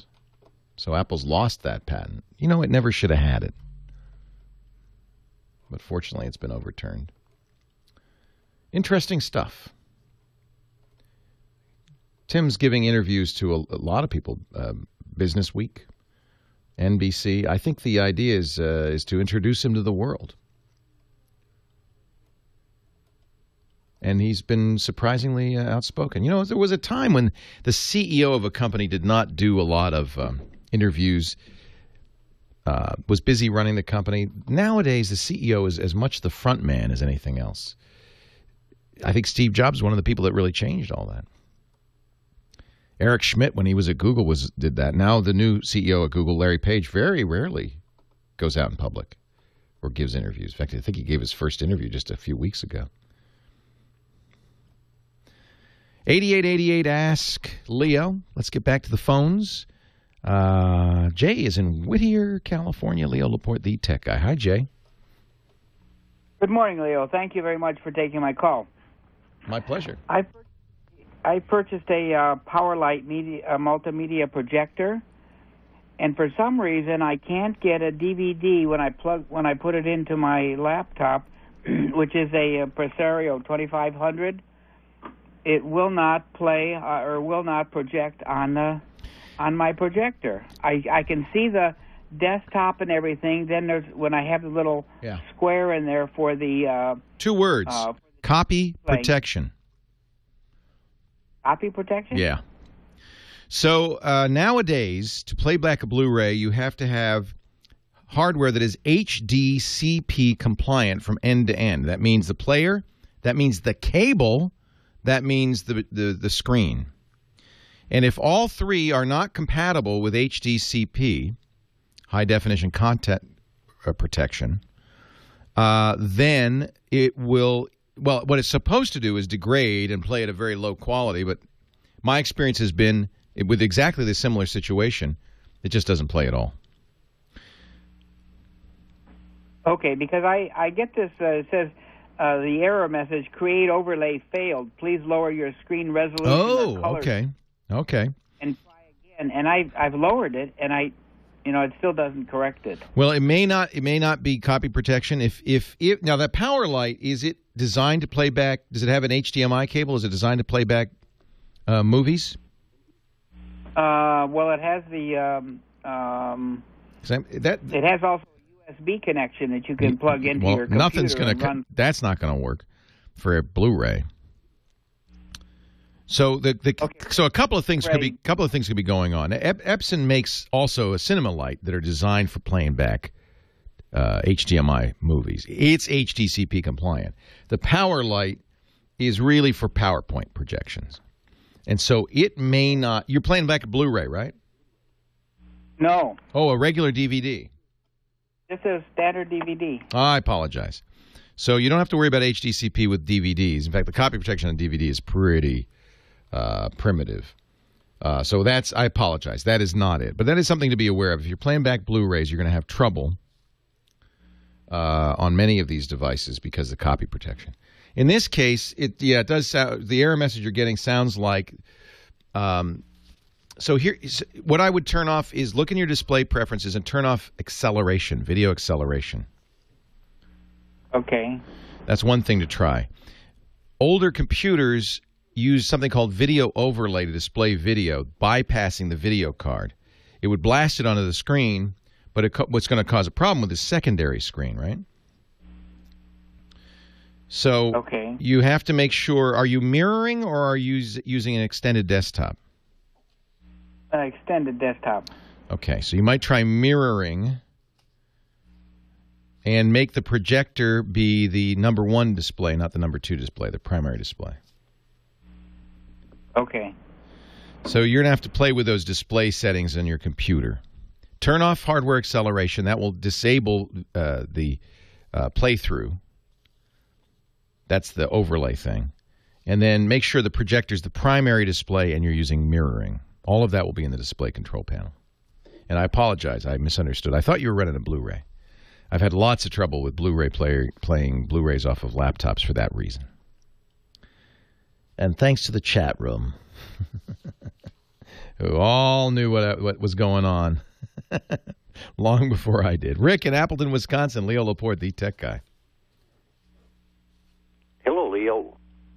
PBS in our chat room says, I've worked in the events industry doing AV for hundreds of shows, and I've seen that exact problem a billion times. That will do it. Make sure that the projector is the primary display. It fixes it every time, says PBS. Go ahead, Rick. Leo, am I on the air? Yes, sir. Hello. Well, now you're not. We're going to take a break and come back. We'll try again, Rick. Hang on the line. He's on the infamous line 3, Kyle. Leo Laporte, the tech guy. Hear me, Papa, can you hear me? Papa, can you help me not be frightened? Looking at the skies, I seem to see a million eyes. Which ones are yours? Where are you now? Yesterday has come and gone and closed its doors. The night is so much darker. The wind is so much colder. Wow, this is beautiful, but I don't know what the connection is, but I'm sure I'll find out. Kyle Benham, our musical director, attempts in every segment to play a song that is apropos. Is this a Christmas song? the Glee cast. This is the cast of Glee. Papa, can you hear me now? Papa, can you hear me now? All right. Thank you very much. You can get Kyle's playlist after the fact on his G Plus account, Kyle Benham, or on our website. Now, Rick, I'm going to try again. This is the this line 3. We got to get the Ghostbusters out because there's something. It's always been something a little strange with it. Let me try again. Can you hear me now, Rick? Do we have a connection? Yeah. Can you hear me? I can hear you, Lou. Okay. If I fade out, let me know. Okay. I have a connection problem as well. Ah. I'm working on a Windows XP, and I had a malware program that I had installed to get rid of some bugs. And after I installed it, I was surfing through a couple of different malware programs, and I found out that the program that I installed just recently was suspect. And I figured, well, there's so many of them out there to yank it out. So I attempted to, I did uninstall it. Yeah. And in the process, I lost my drivers. Yeah. Well, I'll tell you what happened. So here's what's going on. You really got to start over. You got to reformat the drive and then reinstall Windows. And I'll tell you why. What happens with modern viruses and malware is they attach themselves to critical system files. Oh, yeah. So when you remove them, often, and the reason they do that is so you can't remove them, right? So if you remove them, then it'll break things. Sometimes it breaks internet connectivity. Sometimes it keeps the computer from booting and spooning. And in this case, they attach themselves to drivers and things aren't working. So that's one reason why the idea of removing a virus from a system and then continuing to use it is a bad idea. The real reason is worse than that, which is that it gives you a sense of false confidence. You run Malwarebytes or whatever, some anti-malware package. First of all, you got to make sure it's legit. Because if I'm a malware author, you know what I would do? I would create a piece of malware. I would name it Malwarebytes 2.0 or something and tell the world it was an anti-malware product. Get them all to run it. See, what they're all trying to do is get you to run a program on your system that installs their software. And so they have to do some what we call social engineering. They have to trick you into doing it. So that anti-malware that you thought you were running, maybe it is malware. Sounds like it might have been. And even if you got the right Malwarebytes and you removed everything it could find and everything seems normal, there's no guarantee that, in fact, you've removed everything. The best malware, you don't even know you've got it. And a lot of malware, viruses, Trojans, that kind of thing, as soon as it installs in the system, opens the door to other malware. It turns off your antiviruses. It turns off system restore. Disables your ability even to research viruses by blocking you from going to antivirus sites.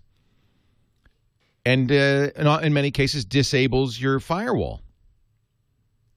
Getting one virus on your system is like saying, come on in, guys, the water's fine. So I always assume if I find any malware on a system that system has more than that. And almost always I'm right. There's usually more than one. And you never know if you've got them all. Now, you might say, well, it's running fine. What do I care? Well, you might care. If that malware that's running on your system that you can't see is harvesting passwords and credit card numbers and sending them back to the bad guy, you might care. You might care if it's using your computer to forward spam or attack other systems. You might care, and you might never know. So, Rick, as soon as you're getting, obviously you have malware. You had malware. You tried to remove it. It's messed up the system. There is no repair possible. I'm sorry. There is repair possible, but it's not recommended because it won't guarantee a good system. The one and only thing you can do and should do at this point is format, make sure you get your data off of there, back up your data. That's okay to do, by the way. I'll explain what to do with that in a second. So get an external drive, run down to the computer store, get an external drive, plug it in, copy only your files. The files you created, copy those over. Pictures, documents.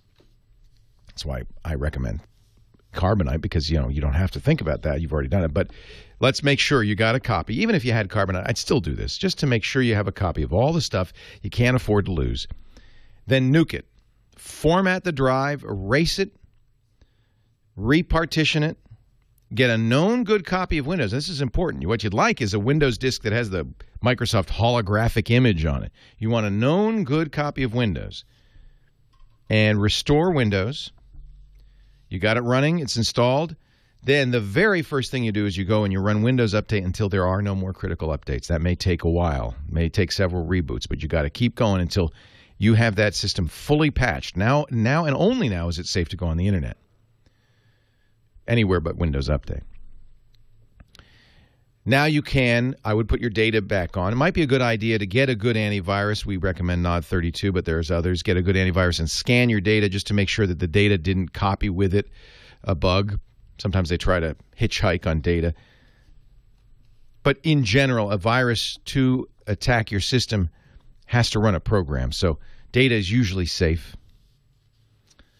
And then you can install apps. I wouldn't reinstall all your apps. I would install your apps from known good sources. I'd be very careful about what you do on the internet from now on. And I absolutely would never, ever, ever download a file or a program from a source you're not absolutely sure about. And that might even include a website that says, oh, I see you have a virus. Install our special anti-malware package. Because, again, if I'm a bad guy, that's the best way I can think of to get on everybody's computer. So I do this once per show. I'm sorry it happened to you, Rick, but there is no shortcut. And in a way, it's great that those drivers didn't work because it's forcing you to do what you should do anyway, which is format and reinstall. Ray in Ashland, Kentucky. Leo Laporte, the tech guy. Hi, Ray. Hi, Ray. Can you hear me? Yeah, can you hear me? Yes, I can hear you. Okay, let me know if I fade out or drop out. We're having trouble with the phone system again. Yeah, it was kind of breaky when I was on hold. Well, this is my question is real quick. I have a Facebook page for my business, and I have a QR code that you're supposed to scan it, and it will get you forwarded to the Facebook page. Okay.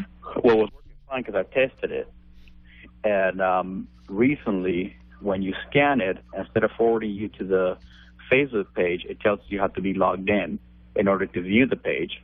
But I haven't changed any security settings or privacy settings at all. I've left everything the same as when I tested it, and so I really don't know why it's doing that. And you probably tested it on a computer that was currently logged into Facebook. No, I've checked it on an app, the scan app that's supposed to scan QR codes is where I checked it, and it was working fine. So I have two different codes. It's saying you have to log into Facebook to see your page? Yes, but when you... All right, hold on a second. Leo Laporte, the tech guy.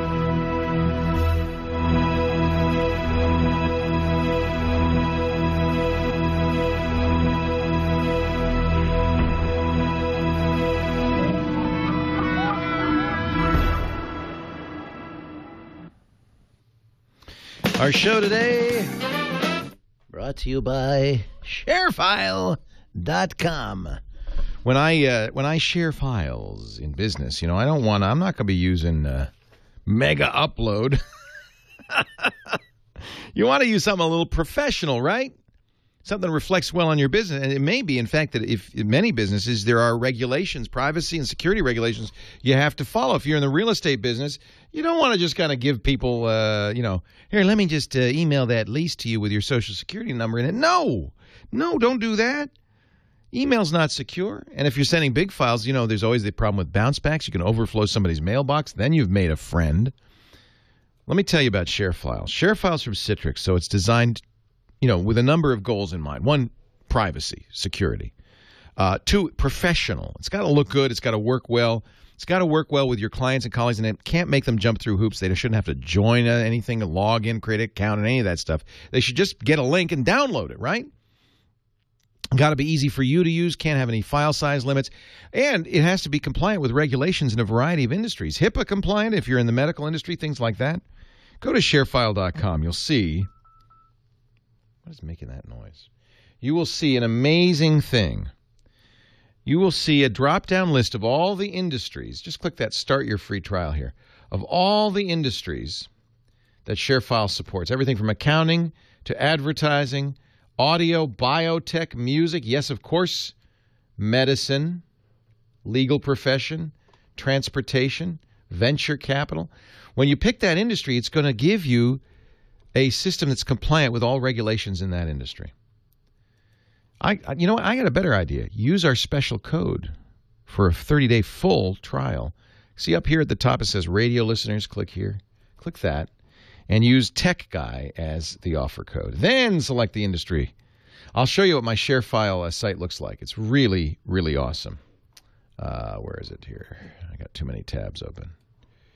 That's one of them. There it is. So this is my ShareFile site. Notice, by the way, our TWiT logo. Yes, it's got your own branding. Now, this is what I see. And by the way, you can also see this because you can see all your share files on your smartphone or your computer, so it's cloud storage, right? But let's say I need to send KFI. I can click this. An advertisement. Here's my recording. I want to send them this special ShareFile ad. I check the box. You could do this in Outlook with a plugin, but I'm just doing it on the website. Press send. Now, you have two choices. I can create an email using ShareFile. I like to do this. Give me a link I can copy. And let me show you the settings on this, too. They're kind of cool.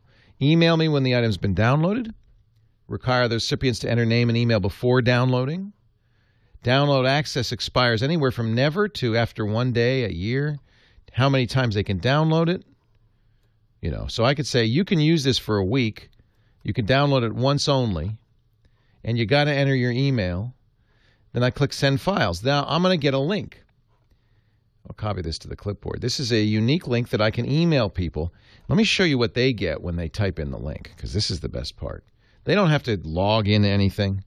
They just click the link in the email, and they'll get a custom branded page with the download button. They don't have to join anything. For your convenience, a zip file is created when you download multiple files. This couldn't be easier. And it's very professional. If you're going to share files, you've got to use ShareFile. Citrix knows what they're doing. I want you to try it free for 30 days. Sharefile.com. Click that green button at the top that says Radio Podcast Listeners, and then use the offer code TechGuy. So Ray has a good, Ray's got a business. And do you put the QR code in the window or in your phone book or, phone ads, Yellow Page ad, things like that, right?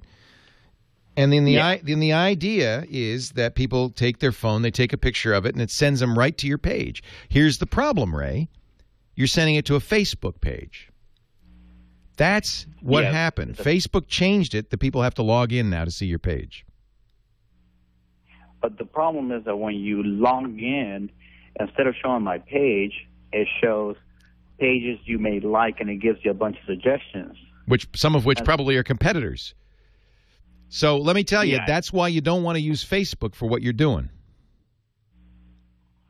Okay. Now, the user can click close and they'll see the page, but you don't want to have to say, oh, the whole point of this is to be automatic. Yeah, exactly. That's all. This is the other thing that I noticed, because I was thinking it was the QR code problem. When you go onto Google and you say the name of my business, and you say on Facebook, obviously it gives you the search of my business page on Facebook. When you click on that also on a Google search, it forwards you to the same page. Yeah, that's not Google. That's not the QR code. That's Facebook doing that. Yeah. That's why you don't want to. You should have look, in business, you should have a Facebook page. You should have a Twitter account. You should have whatever social media, Google+. But you should not be sending people there when they click the QR code. You should be sending them to your web page so that they don't have to go through that rigmarole. So you need to set it. So the answer to this, Ray, is there's nothing you can do about it. Facebook gets to decide that. This is people. I understand that everybody uses Facebook, and putting your business on Facebook is a good thing. I'm not trying to discourage you from doing that, but you have no control. Facebook can decide on their own at any time just to kill the page. Facebook could decide if they wanted to redirect you to a competitor. They don't have any obligation to do what you think they're going to do. And in this case, they decided to make people log in because they want you to basically create new Facebook members. So don't do Facebook for your QR code. That's the mistake. You cannot change it. There's nothing you can do. There's no setting. It's Facebook. That's how it works. So create a website of your own. You should have one of your own anyway. Any business owner who does not have their own web page is making a huge mistake, because that you control. You don't control Facebook. You don't control Twitter. You don't control Google+. Create a real page. It's easy to do. Go to Squarespace. You could even use Google if you want. Go to Blogspot. Go to WordPress.com. It doesn't have to be anything fancy. It can even be free. But what you want to do is to go to a page that you control so that the user experience when they get to that page is in your hands, not Facebook's. That's all. That's all. You cannot control how Facebook is going to treat that incoming viewer. And in this case, they changed how it happens. I teach this stuff all the time. I tell people about, in business using social media. It's very important, but it starts with your page. You got to have your own page. And it's not expensive. It's not complicated. It doesn't have to be super fancy. And by the way, if you're a business that doesn't have a web page, I don't know about other people, but if I can't, that's how I do my research.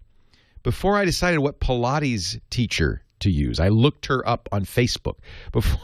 Every business. Before I decided what hairdressing salon to go to, I looked it up, not on Facebook, on the web. I looked for a web page. I wanted to find out more about them.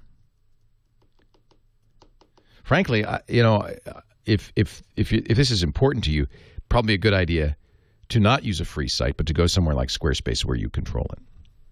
But if you want a free site, there are 3 great places. There's Blogger, there's Tumblr, and there's WordPress.com. Those are all free. They're all good. I think you frankly should have your own domain name. Ray'sGreatStore.com, Ray's Hardware, whatever your business is, you need your domain name.com. And you need a website that you control, that you own, that you keep going. And then still have a Facebook page and Twitter page and all that stuff. Lefty in Anaheim, California. Leo Laporte. I'm sorry, Letty, not Lefty. Hi, how are you doing? I'm sorry, Letty. I'm great. How are you? Oh, good. Happy Hanukkah. Happy Christmas. Merry Kwanzaa. Merry Kwanzaa. Festivus for the rest of us. All of that. Yes. Yeah. Say, I have a question, please. I knew I should never have done it, and I did it anyway. I'm trying to get unbundled from Time Warner because, one, it has your phone, your TV, and your internet together. Well, with our phone, I think I had them run it. I think we had a total of 260 minutes all year to use it. Right. Are you there? Yep. Yeah. Yep. And so what I'm trying to find out, is there a way of getting the internet without having to have, because I used to have DSL. But you don't, first of all, you don't have to bundle your phone service or even your TV service. You can have just the internet from Time Warner. You can have just the phone from your phone company. I know, but what I'm trying to find out is, can you have the internet without having a phone service? Yes. Or do you have to go through cable? Or you have to have...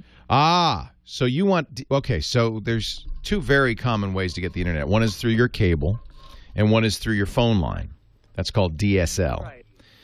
DSL without a phone is possible, but they don't like it too much. That's called... They don't? They don't. The phone company doesn't like it. It's called dry wire or dry DSL or dry loop DSL. But you can ask for it, and most phone companies will provide it. They just they don't explain that. Who are you going to get your phone service from?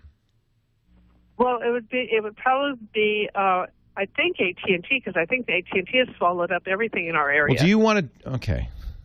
Do you want to drop Time Warner entirely, or do you just? What do you want to get from? Do you want to get anything from Time Warner?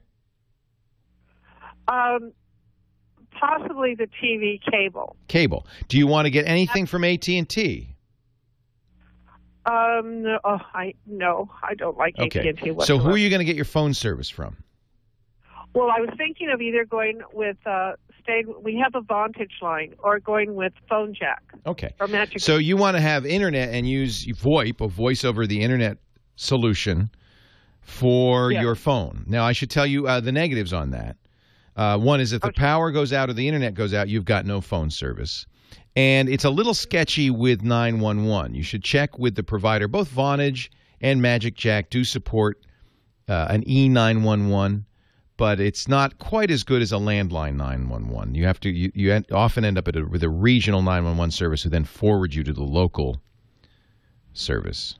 So 911 for an emergency phone, the best thing is An unpowered phone plugged into an AT&T jack. Because even if the power goes out, that works. Yes. But I would normally I'd probably just go ahead and use my cell phone. Cell phone, right. I don't have phone service. I use a cell phone. Yeah, well, that's what we're looking at doing is using, if we have to have a phone at home, we would use, like I said, the LoJack or the Vantage. Otherwise, we'd be using our cell phone. Right. That's what I do. So continue with Time Warner for cable TV. You can get Time Warner can just do cable and internet if you've been happy with their internet. If you don't like their internet or you consider it too pricey, you can call AT&T and try to get dry loop DSL, where they usually will give it to you. You might have to beg, but that's possible. It's just remember the words dry loop. Leo Laporte, the tech guy. Dickie D. Leo L. Happy Hanukkah. The same to you. I know the DeBartolos are big in the synagogue. Oh, absolutely.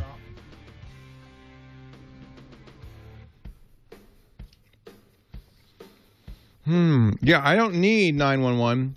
I've got my handy talkie ham radio. If I'm having a heart attack, I just get it on and go, breaker, breaker, 19. We got us a convoy. Yeah, okay, well, I could be there Tuesday. How's that work for you? That should be good. Got to mow the lawn. Got to fix the tractor. The hams are great in an emergency. Okay. We'll be over tomorrow.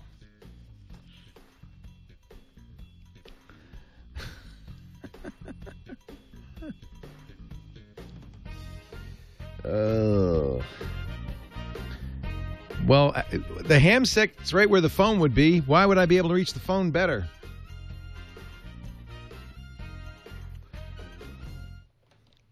Breaker 911.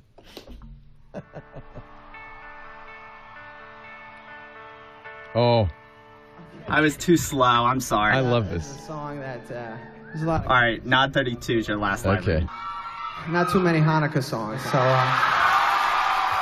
wrote a song for all those nice little Jewish kids who don't get to hear any Hanukkah songs. Here we go.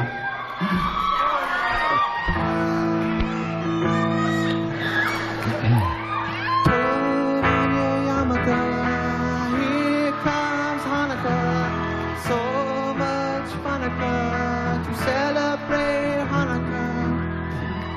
Hanukkah. Hanukkah is Festival of Lights. Happy Hanukkah, everybody. Leo Laporte. 12 crazy nights. 8 crazy nights. Leo Laporte, the tech guy. He's on the line right now. By the way, the best thing Adam Sandler ever did was that song. We're on the line. You nothing to say about that, Dick? Are you an Adam Sandler fan? No, I'm not a big Adam Sandler fan. I say the Come on, The Water Boy. Come on. Oh, classic. Dick DeBartolo's here. He's Mad Magazine's maddest writer. Specializes in satirizing the world through his wicked pen. But he also, that's why you have an Inky Award. Yeah. What is it? No, that's pretty good. Inkster, Ink Blot, something like that. Close. Inkpot. Inkpot Award. Inkpot. He is also Steve and I. Yeah, you and Steve Spielberg? Spielberg, yeah. He's also a gadget hound, and he joins us every week to talk about gadgets. And, I try to find the offbeat stuff. Yes. So my guess is you do not own the flask tie. Okay. Well, wait a minute. That's quite mainstream. Doesn't everybody wear as a tied drink? Well, the thing is that it's two college. I think they're two college guys, Tom and Sean. And about a year ago, they sent me the pillow tie. And the object here was it's a good-looking tie, actually, but it has a plastic bladder in it that in long, endless, boring meetings, you can just take out the little tab, blow up your tie, lay your head on the tie, and, exactly like that. Exactly like that. Fall asleep. Yeah. So they figured, well, wait a minute. What else can we put in a tie? So I ask that question all the time. What else can I put in a tie? So they decided, wait a minute, we could put a different kind of bladder in the tie, and we could make it flask tie. Are you sure they put a different kind of bladder in? It is, because I happen to have both kinds of ties. Yeah. I don't wear a tie, but I can drink and sleep with the best of them. So it holds 6 ounces of liquid. You unscrew the bladder. You bring it wherever you want and pour whatever you're going to pour into it. Actually, this is not a bad thing if you're a person that has to take medication at a certain time and you're at work and you don't want to leave the meeting. You can just pop your pills, suck your tie, and take your medicine. Oh, boy. Yep. Yeah. And it just started on sale I can buy yesterday. $25, $24.95 at flasktie.com. And the ties are good looking, and I think as opposed to using them, it's a great gift and a great fun thing to talk about at the water cooler. Hey, who needs a water cooler? I've got a flask tie. Yeah. Nobody needs to know why you started wearing a tie. That's the slogan. Yes, exactly. Hi. I'm a 2-tie-a-day man now. It says, "Don't be the guy with a cup of water. Drink from your tie." By the way, they're on Twitter at Flask Tie. Flask Tie. Wow. Don't be shy. Fun. Follow the tie. Like I said, it's two young guys, and I hope they're making a living at it. But it's fun. You can get $5 off your total Flask Tie purchase if you use the offer code FLASK5OFF, according to their Twitter feed. Oh, okay, great. Which means it's probably not super exclusive. No. Oh, look, there's a link to the GizWiz on their Flask Tie feed. Oh, great. Yeah. They must have just done that. Excellent. Dick's website, I'll give you a link too, is gizwiz.biz, GIZWIZ.biz. That's all you have to remember if you want to. Yeah, and the cover of the February Mad is just up now. Oh, where would I find just click on what the heck is it game, and that's what you're playing for. So you have to decide what this close-up photo of a gadget or gizmo, what that gizmo is, and if you figure that out, you can win an autographed copy of Mad. Actually, you don't even have to get it right. There's more Mad magazines for the wrong answer than there are for the right. And you're playing for the Lance E. Newman cover. Yeah, it's this is always a big seller. It's the 20 dumbest people, events, and things of 2012. Guaranteed to offend everyone. Yes, and I wrote the Apple Maps apology letter. Oh, I got to read that. Yeah. Oh, I got to read that. Now, that won't be out probably till next month. It'll be out in about a week. Actually, yesterday, CNET actually posted my letter on their website. Did they really? Oh, that's great, Yeah. Dick. Oh, that's hysterical. The 20 dumbest people, events, and things. They misspelled dumb, D-U-M-B. Yeah, I know. Isn't that ridiculous? Some people. They're so dumb. No. They're so I have dumb. total apathy for them. However you...